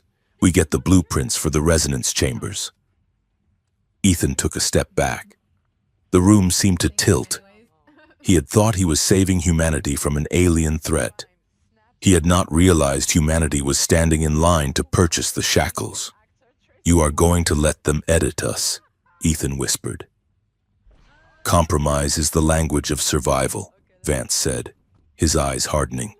"Now get back out there, smile, shake hands, and do not do anything heroic. Heroes tend to have very short careers." Vance patted his shoulder again and walked away, disappearing into the swirl of the party. Ethan stood alone in the alcove, his hand shaking so hard the water in his glass rippled. He felt sick. The betrayal was absolute. There was no cavalry coming. The cavalry was already here, and they were negotiating the price of the saddle. A soft touch on his elbow made him jump. "More champagne, sir?" a quiet voice asked. It was Lyra. She was holding a silver tray, her eyes fixed on the floor. "They know," Ethan whispered, pretending to inspect the glass. "My people. They know about the tech. They want to buy it." Lyra did not flinch. "Of course they do," she murmured. "Power has no species. Ethan, it only has appetite." "We have to stop this," Ethan said. "Not just the Varens, all of it." "Then we need to move," Lyra said. "I tracked the signal cables. The broadcast node is not in the tower. It is below us, in the cargo processing levels." She turned and walked away, weaving through the crowd. Ethan finished his drink in one swallow, set the glass on a pedestal, and followed her, looking for all the world like a bored diplomat looking for a restroom. They slipped through a service door in the kitchen, descending into the bowels of the station. The lower levels of the ocular were a stark contrast to the gold and marble above. Here, everything was gray steel and industrial hum. They moved quickly, Lyra leading the way with a handheld scanner she had swiped from a maintenance cart. They reached a heavy blast door marked with the Varen symbol for medical storage. "This is it," Lyra said. "The power draw behind this door is massive." She bypassed the lock with a hummed frequency that made the keypad spark and cycle green. The door hissed open. Ethan stepped inside and stopped dead. It was a hangar, vast and cold, but it was not filled with medical supplies. It was filled with rows of metallic pods, hundreds of them, stacked like coffins in a morgue. They were sleek, silver, and lined with the psycho-reactive resin Ethan recognized from the secret room. "Portable resonance chambers," Lyra whispered, her voice trembling with horror. Ethan walked down the aisle of pods. They were man-sized, mobile, mass-produced. This is the export model, he realized. They are not just going to build these on Vera. They are going to ship them to Earth, to Rigel, to everywhere. Lyra walked to a console at the center of the room.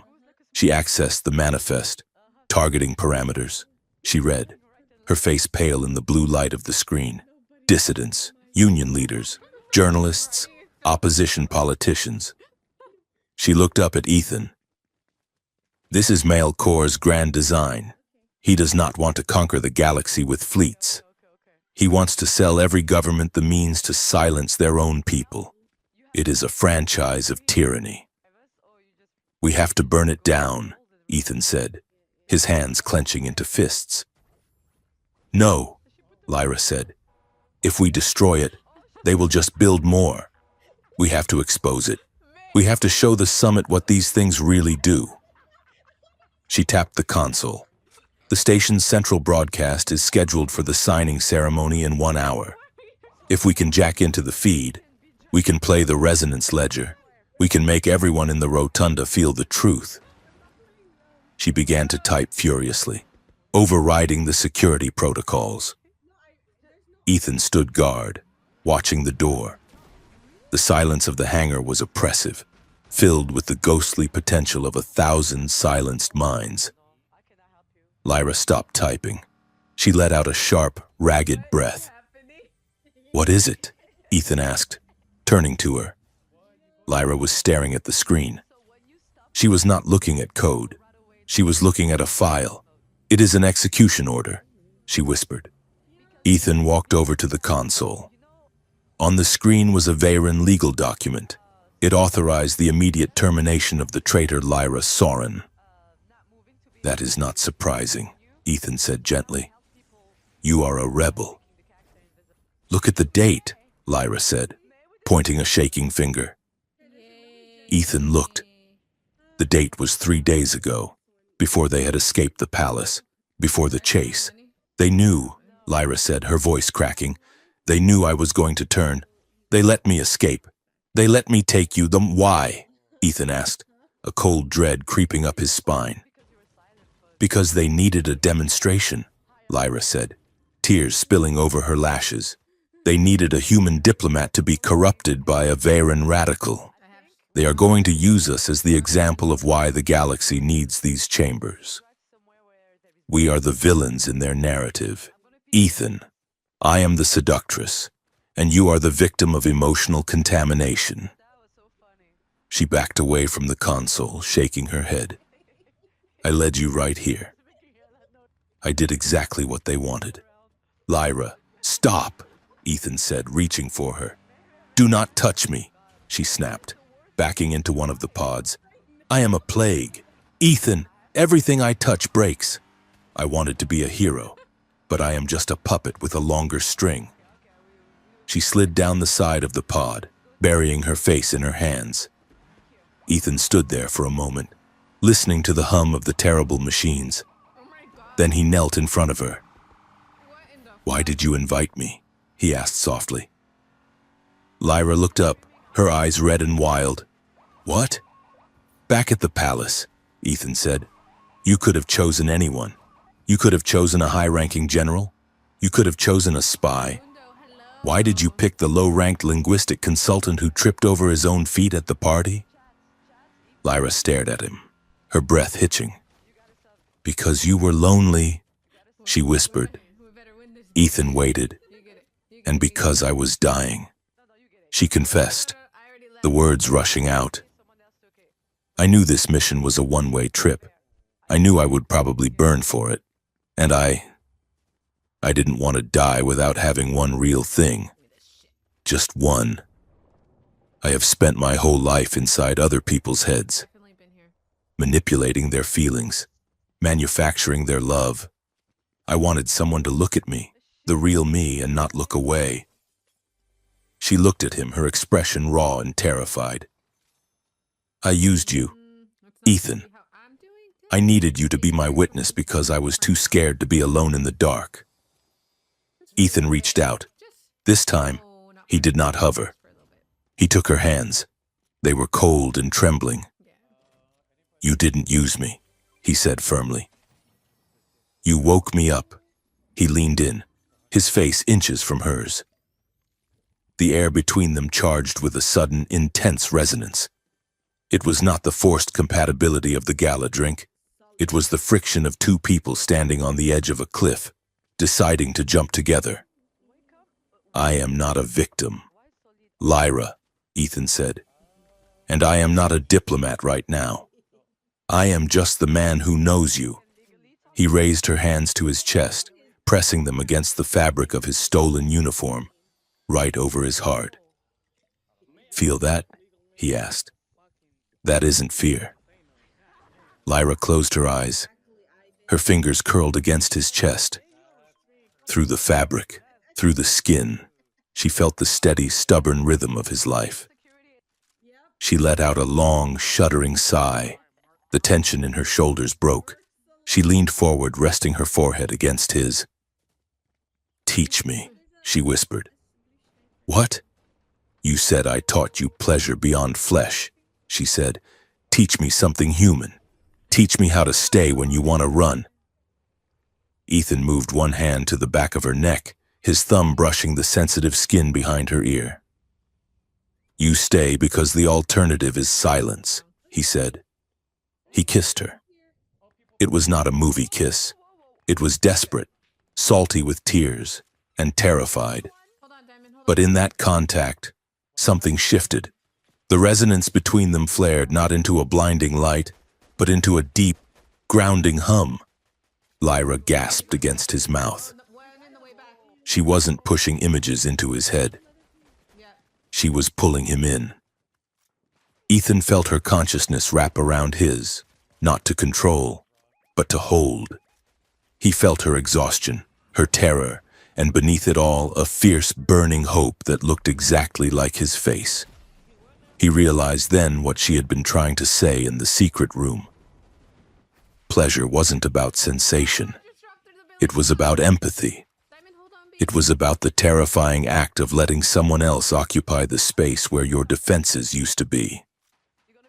It was the opposite of domination. Domination was taking. This was receiving. They pulled apart slowly, breathless. The hangar around them felt less cold. "We are going to change the broadcast," Ethan said, his voice steady. Lyra nodded, wiping her face. She looked at him, and her eyes were clear. "Yes, we are." She stood up and pulled him back to the console. She worked quickly now, her fingers flying over the holographic keys. "I am splicing the resonance ledger into the main feed," she said. "When Mile Core calls for the vote, instead of the anthem, the station is going to broadcast the raw emotional data of his crimes. Every delegate in the rotunda is going to feel what it is like to be mind-wiped." "It is uploaded," she said, hitting the final key. "It is on a timer, 10 minutes. Suddenly, the large screen above the console flickered to life. The image was grainy but clear enough. It showed a holding cell. In the center of the cell, suspended by gravity cuffs, was Vrax. The crab-like captain was missing an arm, and his shell was cracked, leaking blue fluid. Standing next to him was a council enforcer, Lyra Soren. A voice came over the hangar speakers. It was Mile Core. "We know you are watching. We know you are in the lower levels." Lyra gripped the console, her knuckles white. "Vrax, you have a choice." "My dear," Core's voice purred, "you can deploy your little signal. If you do, the captain dies, and then we vent this hangar into space." Or Core continued, "You can surrender. Bring the human to the rotunda. Confess your crimes. Tell the summit that you used your powers to manipulate a coalition official. Do that, and the captain lives. We might even let you live in a quiet, secure facility." The screen went black. Lyra stared at the blank monitor. A sob caught in her throat. "He came back for us," she whispered. Vrax came back. She turned to the door. "I have to go." Ethan stepped in front of her. "No. Ethan, he is dying," Lyra cried, trying to shove past him. "I cannot let him die for me. If you go up there and surrender, everyone dies," Ethan shouted, grabbing her shoulders. "Not just Vrax, everyone. The council gets the treaty. The chambers get exported. Millions of people get enslaved. Is that what Vrax is dying for? So you can surrender?" Lyra trembled in his grip. "But I cannot choose to kill him. Ethan, I am not Male Core." Ethan looked deep into her eyes. "We are not choosing to kill him. We are choosing to make his sacrifice matter. We do not trade lives. Lyra, that is their game. We change the board." Lyra stopped fighting. She slumped against him. "What do? "We go to the rotunda," Ethan said. "But we do not surrender. We trigger the signal manually, from the floor." "But the range?" Lyra said. "We have to be in the center," Ethan said. "We have to be the antenna." They ran. They took the service elevator up, bypassing the security checkpoints by using Lyra's knowledge of the station's ductwork. They emerged behind the heavy velvet curtains of the Grand Rotunda stage. Mile Core was at the podium. The room was silent, rapt.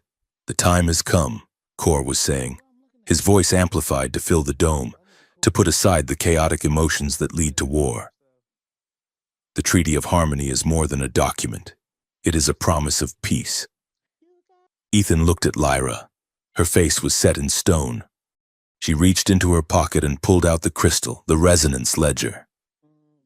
It pulsed with a dangerous, chaotic light. "Ready?" Ethan whispered. Lyra took his hand. "Always." They stepped out from behind the curtain. Ethan did not walk like a diplomat. He walked like a soldier. He strode to the center of the stage, Lyra right beside him. The room gasped. Guards moved to intercept, but Male Core held up a hand, a cruel smile playing on his lips. "Ah," he said. The prodigal children returned to confess. Ethan raised the crystal high in the air. "We are not here to confess." "Chancellor!" Ethan shouted, his voice cracking with the strain but carrying to the back of the room. "We are here to share." Mile Core's smile faltered. "Stop them." It was too late. Lyra placed her hand on the crystal in Ethan's grip. She closed her eyes and screamed, not with her voice, but with her mind. She poured everything she had into the stone, the fear, the love, the truth. Ethan acted as the ground. He took the surge of power and anchored it, broadcasting it outward. The crystal exploded, not into shrapnel, but into a wave of pure, unfiltered sensation. It hit the audience like a physical blow. In the front row, the Rigelian ambassador shrieked, clutching his head as he suddenly felt the sensation of having his mind surgically altered. Director Vance fell to his knees, gasping, tears streaming down his face as he felt the crushing grief of a mother whose child had been forgotten. The Veyron delegation reeled, their composed masks shattering as the undeniable flavor of their own corruption filled their mouths like ash and rot. It was chaos. It was pandemonium. It was the truth, delivered as a blunt force trauma.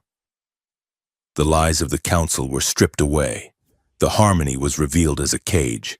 The peace was revealed as a lobotomy. Mile Core screamed in fury.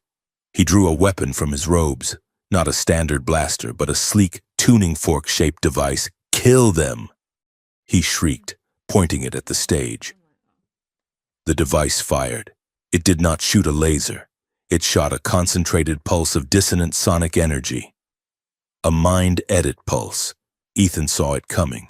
He saw Lyra standing there, exhausted, her shields down.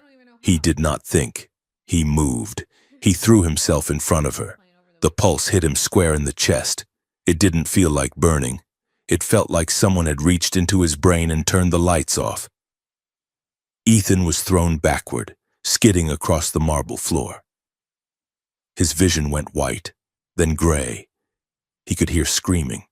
He could hear the sound of the station's security forces turning on the council guards. He could hear the shattering of glass. Then he felt hands on his face, warm, frantic hands. "Ethan, Ethan, look at me." He opened his eyes. He saw a face hovering above him. It was beautiful, silver hair, eyes like a storm. He knew he should know this face. He knew it was the most important thing in the universe. But as he looked, the edges began to blur. The name attached to the face slipped away like water through his fingers. "We have to go," the woman was shouting. She was dragging him up.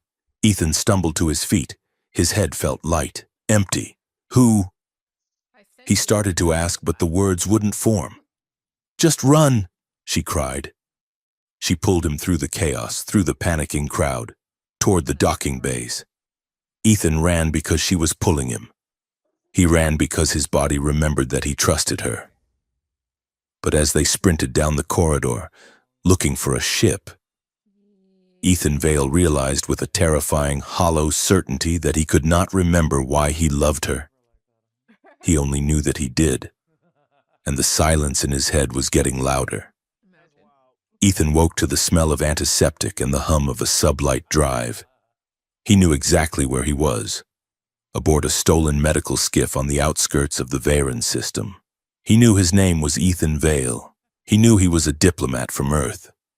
He knew the woman sitting in the pilot's chair was Lyra Soren, a former council key and currently the most wanted fugitive in the sector. He knew all these things the way he knew the capital of Earth or the atomic weight of hydrogen. They were facts, data points filed neatly in a cabinet. But when he looked at Lyra's back, at the curve of her neck and the silver hair spilling over her shoulders, he felt nothing. There was a terrifying, hollow silence in the center of his chest where a feeling used to be. He remembered that he loved her.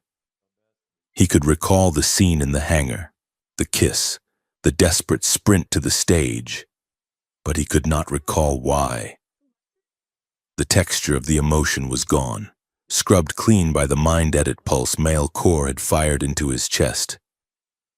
Ethan sat up, the movement making his head swim. Lyra turned instantly. Her face was pale, her eyes rimmed with red. She scanned him with a desperate intensity, looking for the man she knew. "Ethan?" she asked. "I am functional," Ethan said. His voice sounded calm, too calm. "I have reviewed the mission parameters. We failed to stop the broadcast, but we successfully deployed the resonance burst. However, I appear to have sustained cognitive damage." Lyra flinched as if he had slapped her. She walked over to him, reaching out a hand, then pulling it back. "Do you know who I am?" she whispered. "You are Lyra Soren," Ethan recited. "You are my ally. We are involved, Lyra repeated, the word tasting like ash in her mouth. She turned away, pacing the small cabin. "They took the color out of the painting," Ethan said, struggling to explain the horror of his own mind. "I can see the lines. Lyra. I know the shape of us, but the paint is gone. It is just gray canvas." Lyra slammed her hand against the bulkhead. "That is what they do," she shouted, her voice thick with fury. "That is the Council's masterpiece. They do not erase the memory, they erase the meaning. They leave you with the facts so you do not feel insane. But they strip away the passion so you become obedient." She activated the wall screen. "Look at this." The screen flickered to life, showing a Varen news feed. It was broadcasting footage of Ethan from the summit. But it was doctored. His movements were jerky, his eyes manic. The audio had been subtly shifted to make his voice sound shrill and hysterical. The human envoy, Ethan Vale, suffered a catastrophic psychic break during the summit, the news anchor said smoothly. This tragedy highlights the inherent instability of the human mind when exposed to higher resonance frequencies. It is proof that without the harmonizing wave, our species cannot coexist safely. They are using you as the poster child for the cure, Lyra spat. They are saying humans are too emotionally fragile to be free. Ethan watched his own face on the screen. He looked deranged. He knew it was a lie, but he could not summon the anger to combat it. He just felt a cold, logical necessity. "We need to fix this," Ethan said. "Not just the politics. Me? I cannot fight a war if I cannot care about the outcome." "We are going back," Lyra said, her jaw setting, "to the palace." "That seems tactically unsound," Ethan noted. "It is the most heavily fortified location on the planet. It is the only place with a pristine resonance core," Lyra said. "The portable chambers are mass-produced trash. They cannot rebuild a complex neural web. But the original secret room, the one behind the throne, it has the deep protocols. It remembers everything. If we can get you into that core, we might be able to use the imprint we made on the moon to overwrite the damage." Ethan nodded. It was a suicide mission. But living as a hollow shell was already a kind of death. "Very well," he said. "Let us go commit a felony." The return to Vera was a nightmare of atmospheric turbulence. The planet was in uproar. The Council had locked down the capital, citing human terrorist cells, and the weather control systems were glitching, wrapping the city in violent, swirling storms of purple lightning and hard rain. They abandoned the skiff in the lower districts and moved toward the palace via the sky bridge, a suspended ribbon of translucent architecture that connected the commercial spires to the government island. The wind on the bridge was deafening, tearing at their cloaks. Below them, the ocean churned, illuminated by the strobe light flashes of lightning. Above, security drones buzzed like angry wasps, scanning the crowds for biosignatures. Keep your head down, Lyra shouted over the wind. The architecture is shifting. The council has put the city into defensive geometry. Ethan looked forward. The bridge was literally moving. The hard light panels were rearranging themselves, creating barriers and checkpoints. The beautiful flowing lines of Vera were turning into jagged fortifications. Huge holographic screens lined the bridge, 3 stories tall. They were playing a loop of Ethan's confession, a deep fake video where he sat in a chair, weeping, thanking Mile Core for quieting the noise in his head. "It is strange," Ethan shouted, pointing at the screen. "I do not remember crying. I usually repress my emotions until I develop a gastrointestinal ulcer. That is the human way." Lyra let out a sharp, startled laugh. It was a jagged sound. "You are remembering your cynicism. At least." They reached a checkpoint. A robotic sentry blocked the path, its scanner sweeping the crowd. Lyra pulled Ethan behind a kinetic sculpture that twisted in the wind. "We need to bluff past it," Lyra hissed. "I can jam the frequency for 3 seconds, but you have to talk to the guard. You have to use the high Veyran dialect of the servant caste. Be humble. Be invisible." "I can do that," Ethan said. He accessed his linguistic database. It was intact. Lyra activated her jammer. "Go!" Ethan stepped out, bowing low to the Veyran guard, a living soldier in chitin armor standing next to the drone. "Greetings, Exalted One," Ethan said in flawless high Veyran. "My companion and I are merely transporting waste from the gala. We are unworthy of your gaze." The guard looked at him suspicious. The jammer hummed. The drone's eye flickered. "Your companion?" The guard clicked. "She holds herself like a warrior." Ethan glanced at Lyra. She was tense, ready to spring. He needed to diffuse the tension. He needed to sound like a bumbling, love-struck servant. He reached for a term of endearment, his brain grasping at the fragmented cultural files. "She is feisty." "Yes," Ethan said, smiling broadly. "But I keep her in line. Come along, my—" He searched for little flower. He found a word that sounded similar. "Come along, my honored war crime," Ethan said. The guard stared at him. Lyra froze. Ethan realized his mistake instantly. The tonal inflection for flower and genocide was separated by a single octave shift. The guard blinked. "Did you just call your wife a war crime? She can be very destructive when she is hungry." Ethan improvised. "Sweating." The guard made a sound that might have been a laugh or a cough. "Move along, idiot, before I arrest you for bad poetry." They hurried past the checkpoint, merging into the shadows of the palace wall. Lyra grabbed Ethan's arm, pulling him into a service alcove. She was shaking. "My honored war crime?" she whispered, her voice trembling. "I am sorry," Ethan said, mortified. "My semantic index is corrupted. I meant to say flower." Lyra looked at him, and for the first time in hours, the despair in her eyes cracked. She laughed. She laughed until she was gasping, tears streaming down her face, mixing with the rain. "It is perfect," she wheezed. "It is the most romantic thing anyone has ever called me. Because it is true." She wiped her eyes, her face sobering. "We are close. The resonance priests are in the lower sanctuary. If anyone can get us into the tribunal hall, it is them." The sanctuary was a quiet, candlelit cavern beneath the palace foundations. It smelled of old incense and regret. A dozen resonance priests sat in a circle, their robes tattered, their eyes covered by blindfolds to heighten their sensitivity. They did not move when Ethan and Lyra entered. "We felt you coming," the elder priest said. His voice was like dry leaves. "The broken key and the hollow man." "We need access to the core," Lyra said, stepping forward. "Mile Core is going to activate the harmonizing wave. You know what that will do." It will turn this planet into a hive mind. We know, the elder said.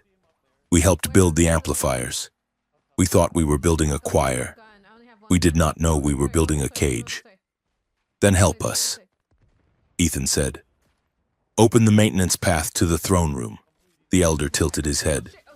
We can open the way, but the door to the core is sealed by the Chancellor's personal biorhythm. It will only open for a sacrifice. A sacrifice? Lyra asked. Testimony, the elder corrected. The tribunal is in session. Mile Core is presenting the wave to the council. He needs a villain to validate his heroics. If you appear, Lyra Soren, and testify, if you admit to your crimes, if you condemn yourself publicly, the shock of your surrender will create an emotional opening. Core will be so eager to gloat. He will unlock the defenses to broadcast your confession. You want me to walk in there and tell them I am a monster? Lyra asked. We want you to give them what they want, so you can take what they have, the elder said. Lyra looked at the floor. She looked at Ethan, who was standing there with his hollow chest and his logical eyes. I will do it, she said. No, Ethan said. He stepped in front of her. That is unacceptable. You will be executed. The probability of survival is 0%. I am not doing it to survive, Ethan, Lyra said gently. I am doing it to get you to the core. I do not require a memory repair if the cost is your life, Ethan argued, his voice rising. That is a poor trade. Lyra took his face in her hands. Ethan, listen to me. She looked deep into his eyes, searching for the spark he had lost. You think love is about throwing yourself in front of a laser, she said. You think it is about dying for someone. It isn't. She brushed a wet strand of hair from his forehead. Love is proving you will live truthfully beside someone, she said. Even when it is hard, even when it hurts. I am going to testify not to die, but to tell the truth. And you are going to be there to make sure that truth matters. She turned to the elder. Open the door. The tribunal hall was a vast amphitheater of obsidian and gold. Thousands of dignitaries sat in the tiered seats, silent and terrified. In the center, standing on a floating dais, was Chancellor Mile Core. Behind him loomed the harmonizing engine, a massive tuning fork structure that hummed with a bone-rattling frequency. And so we see. Core was shouting, his arms raised. That chaos is the natural state of the lesser mind. But today, we bring order. The heavy doors at the back of the hall groaned open. The room turned. Lyra Soren walked in. She wore no armor. She held no weapon. She wore her torn dress and her head was held high. Ethan walked a step behind her, his face a mask of blank determination. Chancellor! Lyra's voice rang out, clear and bell-like. Core froze. He smiled, a slow, predatory curving of his lips. He gestured to the guards to stand down. Well, Core purred. The traitor returns. Have you come to beg for the silence? Lyra? I have come to testify, Lyra said, walking toward the dais. You want a villain? Mile? Here I am. She stopped at the base of the platform. She looked at the cameras, at the millions of eyes watching across the planet. I am Lyra Soren, she said. I was a key. I opened minds for the council. I stole secrets. I crushed dissent. I did it because I was afraid. Murmurs rippled through the crowd. But I am not afraid anymore, she said, and neither is he. She pointed at Ethan. Ethan stepped forward. He felt the eyes of the council boring into him. He felt the emptiness in his heart, but he also felt the weight of the crystal in his pocket, the resonance imprint they had made on the moon. He reached into his pocket and gripped the stone. Remember, he told himself, not the face, the feeling. He closed his eyes. He bypassed the damaged neural pathways and went straight to the sensation stored in the stone. He pulled on the thread of the memory, the humidity of the jungle, the smell of ozone, the terrifying vulnerability of being seen. He did not just remember it, he inhaled it. The reconstruction was violent. It felt like his ribs were breaking. Ethan gasped, dropping to one knee. The missing paint flooded back onto the canvas. The gray world exploded into color. The love he had for Lyra didn't just return, it crashed into him with the force of a tidal wave. He looked up. He saw Lyra, and he knew her. He knew why she mattered. She was the only person who had ever made him feel real. Ethan stood up. He looked at Mile Core. "You are lying. Chancellor," Ethan said. His voice was not the robotic monotone of the news feed. It was rich with anger and clarity. "The human speaks." Core sneered. "Tell us, envoy, do you not crave the peace we offer?" "No," Ethan said. "And neither do you." Ethan turned to the crowd. He did not look at the Varans. He looked at the human delegation, at Director Vance, who was cowering in the front row. "We are not victims," Ethan shouted. "Look at us. My government tried to buy this technology. We didn't come here for peace. We came here to buy a leash." The room erupted. This was not the narrative. Humans were supposed to be chaotic children, not calculating co-conspirators. "We are not perfect," Ethan roared over the noise. "We are greedy. We are scared. We make terrible deals because we are terrified of losing power. But that is what makes us real. You cannot harmonize that away, you can only hide it." Male Core's face twisted in fury. He realized he had lost the script. The audience wasn't mesmerized. They were listening. "Enough!" Core screamed. "Activate the wave! Now!" He slammed his hand onto the control pedestal. The massive engine behind him shrieked. A pulse of visible distortion rippled out, knocking the front row of dignitaries out of their chairs. It was a sound that was not a sound. It was a command. Sleep. Obey. Agree. Ethan felt his mind buckling under the pressure. It was like a physical weight crushing his skull. "Lyra!" Ethan yelled, grabbing her hand. "The core!" The distraction had worked. Core had unlocked the systems to broadcast the wave. The door to the secret room behind the throne was unguarded. Lyra didn't run. She dragged him.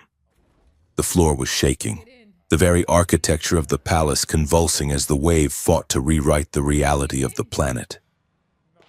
They scrambled up the dais, past the screaming chancellor, and threw themselves at the seamless golden wall behind the throne. Lyra hummed the command, a broken, desperate note. The wall split open. They fell inside. The silence was instant. They were in the heart of the palace when this was not like the other rooms. This was the source. The core was a cavern of living crystal, pulsing with a slow, heartbeat rhythm.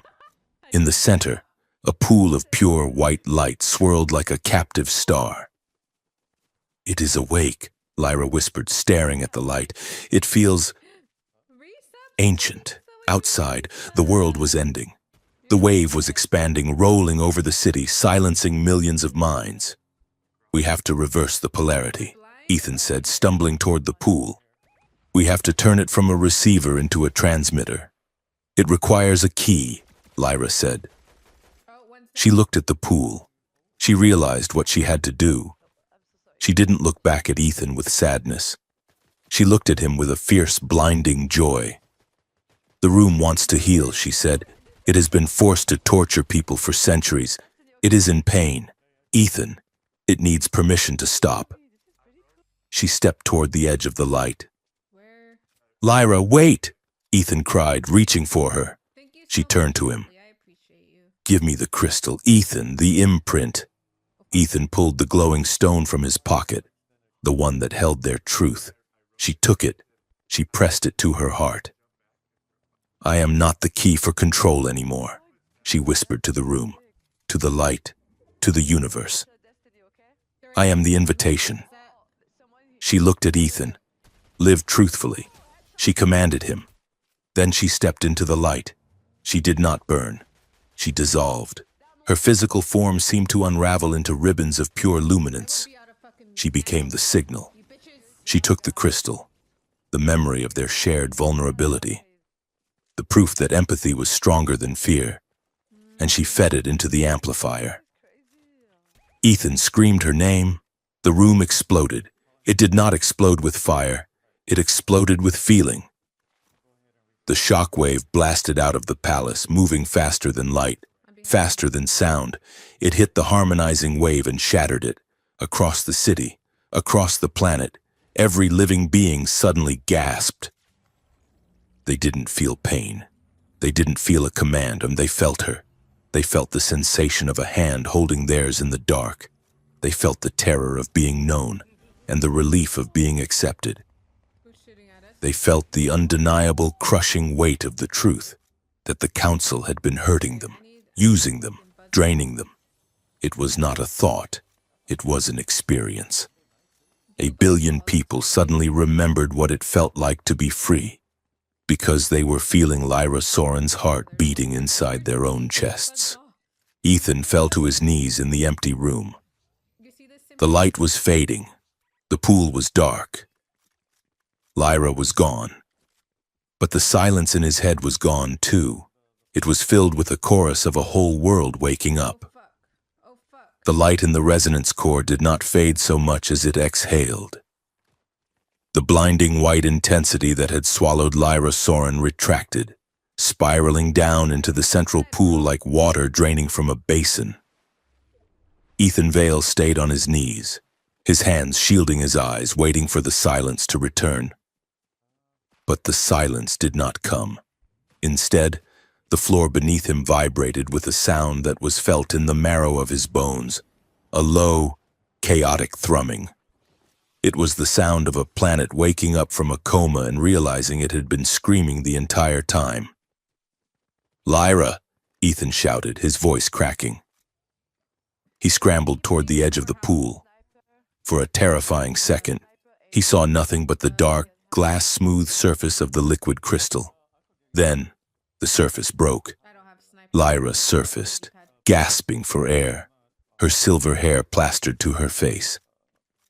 She pulled herself onto the ledge, coughing up fluid that glowed faintly before fading to clear water. She was shaking violently, her skin flashing with rapid, dissonant colors, red, gold, bruised purple before settling into a pale, exhausted white. "You are alive," Ethan breathed, grabbing her arms to haul her fully onto the floor. "You dissolved. I saw you dissolve." "I was the signal," Lyra rasped, leaning her forehead against his chest.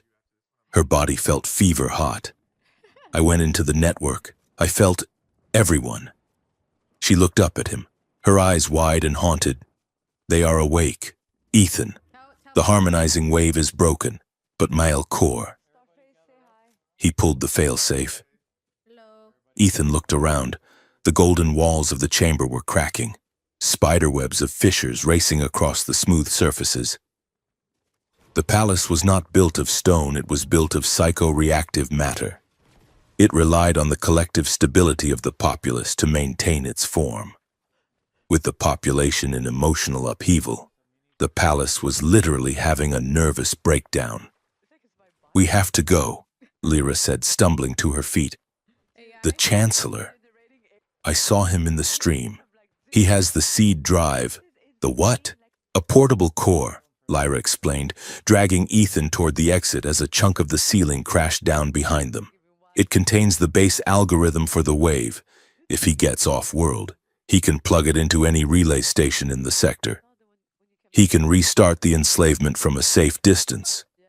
He is heading for the high spire." They ran. The palace corridors were a landscape of nightmares. The walls were rippling like disturbed water, forming faces that screamed and then vanished. Gravity fluctuated wildly. One moment Ethan felt heavy as lead. The next he was bounding in moon steps, struggling to keep his boots on the floor. They burst out onto the skyport landing deck. The storm outside had intensified, the purple lightning tearing the sky apart. The wind was a physical force, screaming across the open platform. Across the rain-slicked deck, a sleek, needle-nosed ship was priming for launch. The engines flared with a blue-white ion fire that incinerated the rain before it hit the hull. Mile Kor stood at the base of the ramp, clutching a silver device to his chest. He looked manic, his robes torn, his composure shattered. He shouted something at the storm, a curse or a prayer, and turned to board. "Stop him!" Lyra screamed. She didn't use a weapon. She reached out with her mind, grabbing the surrounding debris, loose cargo crates, maintenance drones, and hurling them at the ship. Kor spun around. He saw them. He raised his hand, and the ship's defensive turret swiveled. Ethan tackled Lyra as the deck erupted in laser fire. They slid behind a heavy fuel pod, the metal heating up as the beams hammered against it. "He is launching!" Ethan yelled. Lyra looked at the ship, then at the docking clamps. The clamps were disengaging. "We have to board," she said. "Are you insane?" Ethan asked, wiping rain from his eyes.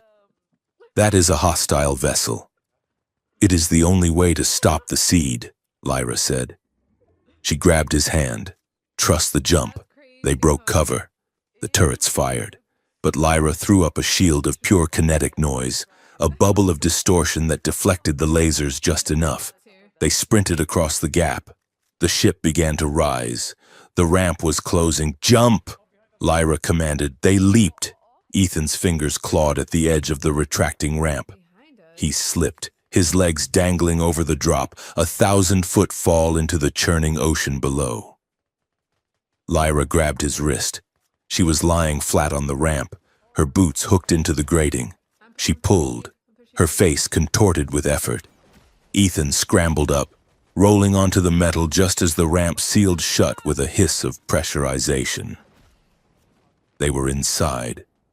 The interior of Mile Kor's ship was not like the salty lung. It was cold, clinical, and expensive. But as the ship punched through the atmosphere, hitting the turbulence of the storm, the walls began to shift.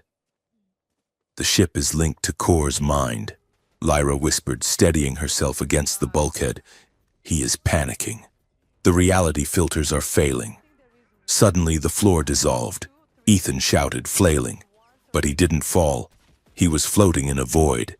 The corridor was gone. He was standing in an office. It was his office. His old office on Earth. The smell of coffee and old paper filled his nose. The sun was shining through the window, a warm, yellow Earth sun. He was sitting in his chair, wearing a crisp suit. There was no war. There was no Vera. Ethan blinked. He picked up a datapad. It contained a commendation for his service. 5 years of peace, it read. Promotion granted. It was perfect. It was safe. It was the life he had thought he wanted before he boarded the shuttle. "Ethan," a voice called. He looked up. A woman was standing in the doorway. It was a human woman, someone generic, beautiful and smiling. She held 2 tickets to a show. "Come on, Ethan," she said. "The work is done. You are safe. You do not have to be afraid anymore. Just sit down. Just accept it." Ethan looked at the woman. He looked at the sunlight. He felt the seduction of it, the promise of a life without the terrifying highs and lows of the last few days. A life where he didn't have to bleed. He closed his eyes. "This is not real," he said softly. "It can be," the woman said. Her smile faltered. "Just let go of the pain. Let go of her. She is too much trouble. Ethan." "She breaks things." Ethan opened his eyes. "She does break things," he said, standing up. "She broke the cage I was living in." He picked up the coffee mug and threw it at the window. The glass shattered. The sunlight shattered. The office dissolved into digital static. Ethan fell forward, landing hard on the metal deck of the ship. Lyra was on her knees a few feet away, screaming. "I am sorry," she sobbed, clutching her head. "I did it! I take it back! Lyra!" Ethan shouted, crawling toward her. She looked at him, but she didn't see him. She was trapped in her own illusion. "They are forgiving me," she whispered, tears streaming down her face. "The council, the people. They are cheering. They say it was necessary. They say I am a saint. I do not have to be the monster. Ethan, I can be the hero. I just have to agree that it was all for the greater good." She reached out to an invisible crowd, her face radiant with relief. "Lyra, listen to me," Ethan yelled, grabbing her shoulders. He shook her. "It is a lie. You are not a saint." Lyra blinked, the radiance flickering. "But it hurts." She whimpered. "The guilt hurts so much." "I know," Ethan said. "That is how you know it is real. You did those things, Lyra. You hurt people. You cannot erase that. You have to carry it." Lyra stared at him. The temptation to sink into the warm bath of absolution was overwhelming. To believe that she was innocent. But she looked at Ethan's face, bruised, wet with rain, looking at her with a brutal honesty. "I am not a hero," she whispered, her voice hardening. She closed her eyes. "I am a key," she said, "and I unlocked the door." She screamed a discordant note, a sound of pure rejection. The illusion around her, the cheering crowds, the falling confetti, burst into flames and vanished. They were back in the ship, the gravity stabilized with a sickening lurch. "The bridge," Lyra gasped, wiping her face. "He is on the bridge." They scrambled up the final ladder. The door to the flight deck was open. Mile Kor stood at the helm. He was not looking at the view screen, which showed the stars streaking by. He was looking at the silver seed device, which was plugged into the ship's nav computer. "It is uploading," Kor muttered, his back to them. "The relay is in range. We will start again. We will make it better this time. No variables. No variables." "Chancellor!" Lyra shouted. Kor turned. He looked ancient. His skin was gray, his eyes hollowed out. The psychic backlash of the planet's awakening had drained him. "You," he hissed, "you broke the song. Do you hear them? They are screaming. They are confused. They need direction. Lyra, they need a conductor. They need to make their own mistakes." Lyra countered, stepping onto the bridge. "You are not a conductor, Mile. You are a ventriloquist, and the puppets just cut their strings." Kor laughed, a dry, rattling sound. "Freedom? You think you gave them freedom? You gave them anarchy. You gave them pain, and they will hate you for it." He raised his hand. The air on the bridge thickened. The illusions returned, but this time, they were weaponized. Ethan saw the walls of the ship turn into teeth. He saw the floor turn into a pit of snakes. Kor was projecting pure primal fear. "Submit," Kor commanded, his voice booming like a god. "There is no truth but order. There is no pleasure but obedience. Acknowledging the self is the root of all suffering." Ethan felt his knees buckle. The logic pressed against his mind. It was seductive in its simplicity. Stop fighting. Stop thinking. Just be. He looked at Lyra. She was struggling, her shields buckling under Kor's assault. Ethan realized he couldn't win a psychic battle. He didn't have the resonance, but he had something else. He was a linguist. He understood the structure of ideas.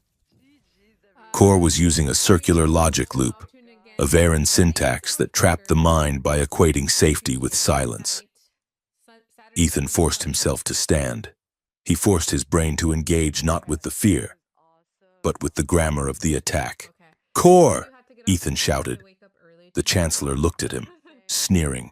"Be silent, human. You are a dissonance." Ethan took a step forward. "You say pleasure is ownership," Ethan yelled, his voice cutting through the psychic static. You say that connection requires a single will. It is the law of physics, Core roared. Two frequencies cannot occupy the same space without chaos. That is a lie, Ethan shouted. He drew upon every lesson Lyra had taught him, every moment of the last few days. Harmony is not one voice, Ethan declared. Harmony is the tension between two notes that refuse to become each other. The ship shuddered. The teeth on the walls flickered. Core stumbled. The logic of his projection was faltering. Ethan had introduced a semantic paradox that the Varen mind control syntax couldn't process. If you control the song, it is not music, Ethan pressed, stepping closer. It is just noise. Consent is the only frequency that sustains itself. Without choice, your order is just entropy in a mask. No! Core shrieked, clutching his head. The logic! It is flawless. It is dead! Ethan yelled. He spoke the final phrase, a linguistic kill switch he had formulated in the hangar, weaponizing the concept of zero, which the Varen resonance language lacked. Your silence is empty. The illusion collapsed. The walls snapped back to metal. The snakes vanished. Core fell back against the console, gasping, his mental grip broken by the undeniable weight of the truth Ethan had spoken. Lyra didn't hesitate. She lunged. She didn't strike him. She grabbed the silver seed device from the console. She ripped it free, sparks showering the deck. No! Core lunged for her, but Ethan was there. He tackled the Chancellor, driving his shoulder into the old Varen's chest. They hit the floor hard. Core was weak, his power spent on the projection. Ethan pinned him, holding him down. Lyra ran to the airlock disposal chute. She shoved the device inside and slammed the button. The outer hatch cycled. The device was ejected into the vacuum of space. She turned to the nav computer and fired a burst of resonance into the controls. Ship, Lyra commanded. Land! The ship groaned. The engines reversing thrust violently. Ethan held Core down as the Chancellor wept, not for his life, but for the silence he had lost. The landing was not graceful. They crashed into a soft, marshy delta 10 miles from the capital. The ship plowed through the mud, tearing up trees before coming to a steaming halt. Ethan and Lyra stumbled out of the wreckage, dragging Core between them. They were met not by an army, but by a mob. Citizens of Vera, farmers, merchants, artists, surrounded the crash site. They looked dazed. Some were crying, some were shouting. They were feeling the raw, unfiltered spectrum of their own emotions for the first time in centuries. When they saw Core, a roar went up. It was ugly. It was the sound of vengeance. Ethan stepped in front of the Chancellor. No, he shouted, holding up his hands. We do not tear him apart. Why not? A Varen woman screamed, her eyes wild. He stole my life. Because if you kill him now, you are just reacting, Ethan shouted back. You are just doing what the anger tells you to do. That is still slavery. He looked at the crowd. You want to be free? Then you have to choose justice. You have to choose it when it is hard. Put him on trial. Let him hear your stories. Do not let him turn you into murderers. The crowd hesitated. The logic held. It was the same lesson Lyra had taught him. Intimacy with pain requires courage, not violence. Slowly, the mob parted. Peacekeepers, the ones who had woken up, moved in to take Core into custody. Lyra stood beside Ethan, watching the Chancellor being led away. She looked exhausted, her bioluminescence dim. You are a very good diplomat. Ethan Vale, she whispered. I learned from the best, he said, leaning against her. The weeks that followed were not the fairy tale ending. They were a mess. The breakdown of the harmonizing wave did not lead to instant utopia. It led to the great noise. Varen's society fractured. Factions emerged, some wanting to restore the council, others wanting anarchy, others seeking to build a democracy from the scraps. Relationships ended by the millions as partners realized their love had been engineered. Families broke apart. The economy collapsed. Humanity wasn't spared. The revelation that coalition leadership had tried to buy the mind-control tech caused a scandal that toppled the government. Director Vance was indicted. Earth was in political turmoil. Ethan and Lyra sat on the balcony of the same safe house in the museum where they had hidden before. The statues of the ancient priests watched them. Lyra was packing a bag. "Where are you going?" Ethan asked, standing in the doorway. Lyra didn't look up. Away. The outer rim. Maybe. "There is a colony there that needs healers." "Why? Because look at this place." "Ethan," she said, gesturing to the city below, which was dark in some sectors and burning in others. "I did this. I am the face of the revolution, but I am also the face of the old regime. When people look at me, they see the key.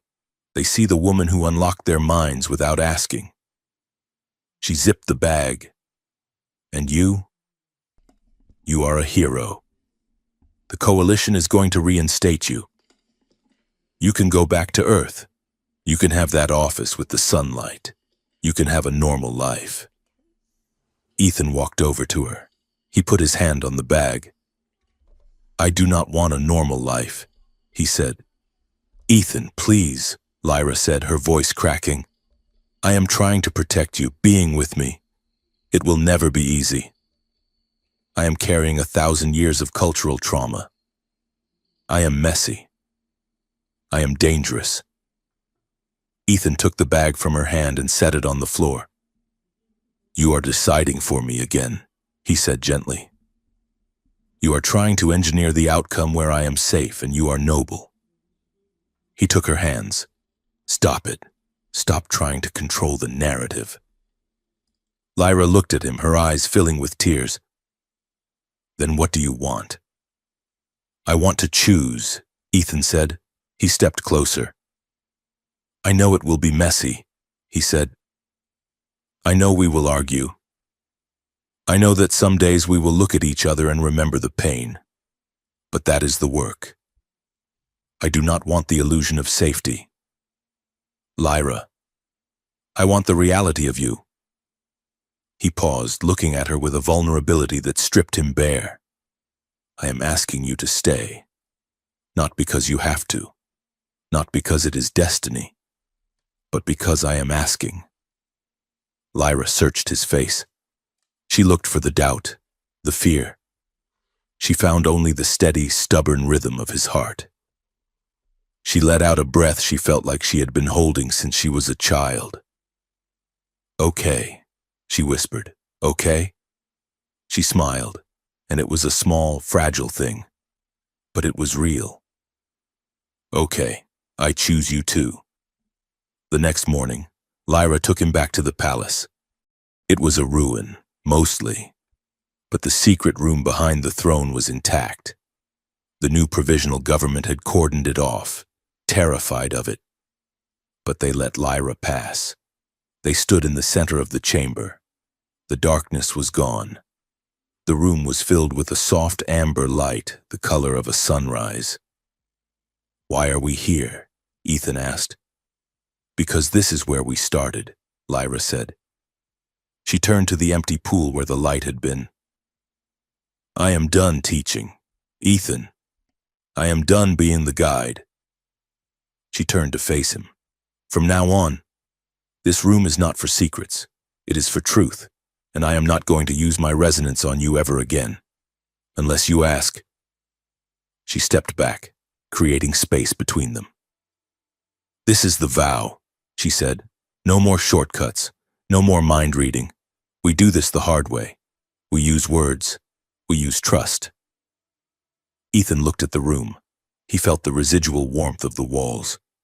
It was waiting. He looked at Lyra. "I have a request," he said. Lyra tilted her head. Yes? Ethan smiled. A slow, genuine smile. Teach me how to say I love you in High Varen without accidentally declaring war on a goat? Lyra laughed.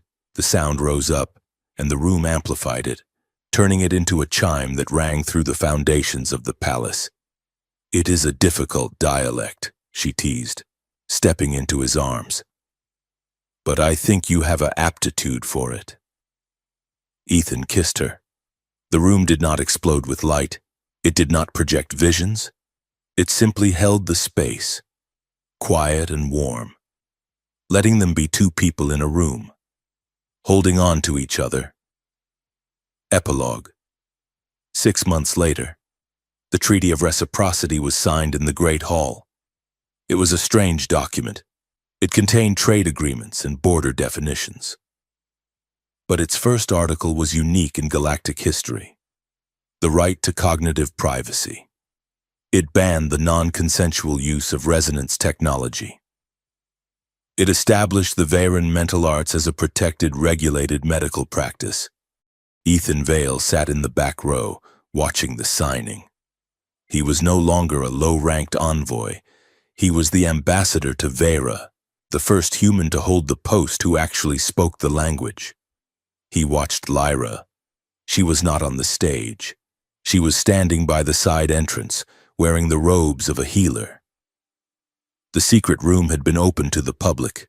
It was no longer a secret. It was the sanctuary of the core. Humans and Varens came there, veterans of the psychic war, families trying to reconnect, lovers trying to bridge the gap between species. Lyra worked there. She didn't use the room to rewrite memories. She used it to help people hold them. She sat with them in the dark, and she helped them carry the weight until they were strong enough to carry it themselves. She looked up across the hall and caught Ethan's eye. She didn't project a thought. She didn't need to. She smiled. He smiled back. It was a simple moment, unspectacular, invisible to the cameras and the historians, but as Ethan walked out of the hall to meet her, he knew it was the most important victory of all. They walked out into the city together. The storm had passed. The sun was setting, painting the crystal spires in shades of fire and gold. It wasn't a perfect world. There was still distrust. There was still fear. There were still 1,000 problems to solve. But as Ethan took Lyra's hand, he didn't feel the need to escape any of it. He squeezed her hand. She squeezed back. Intimacy wasn't an escape from the world. It was the courage to face it. Pleasure wasn't a weakness. It was the truth that survived when the lies burned down. And as they walked into the chaotic, beautiful noise of the future, Ethan Vale was finally completely unafraid.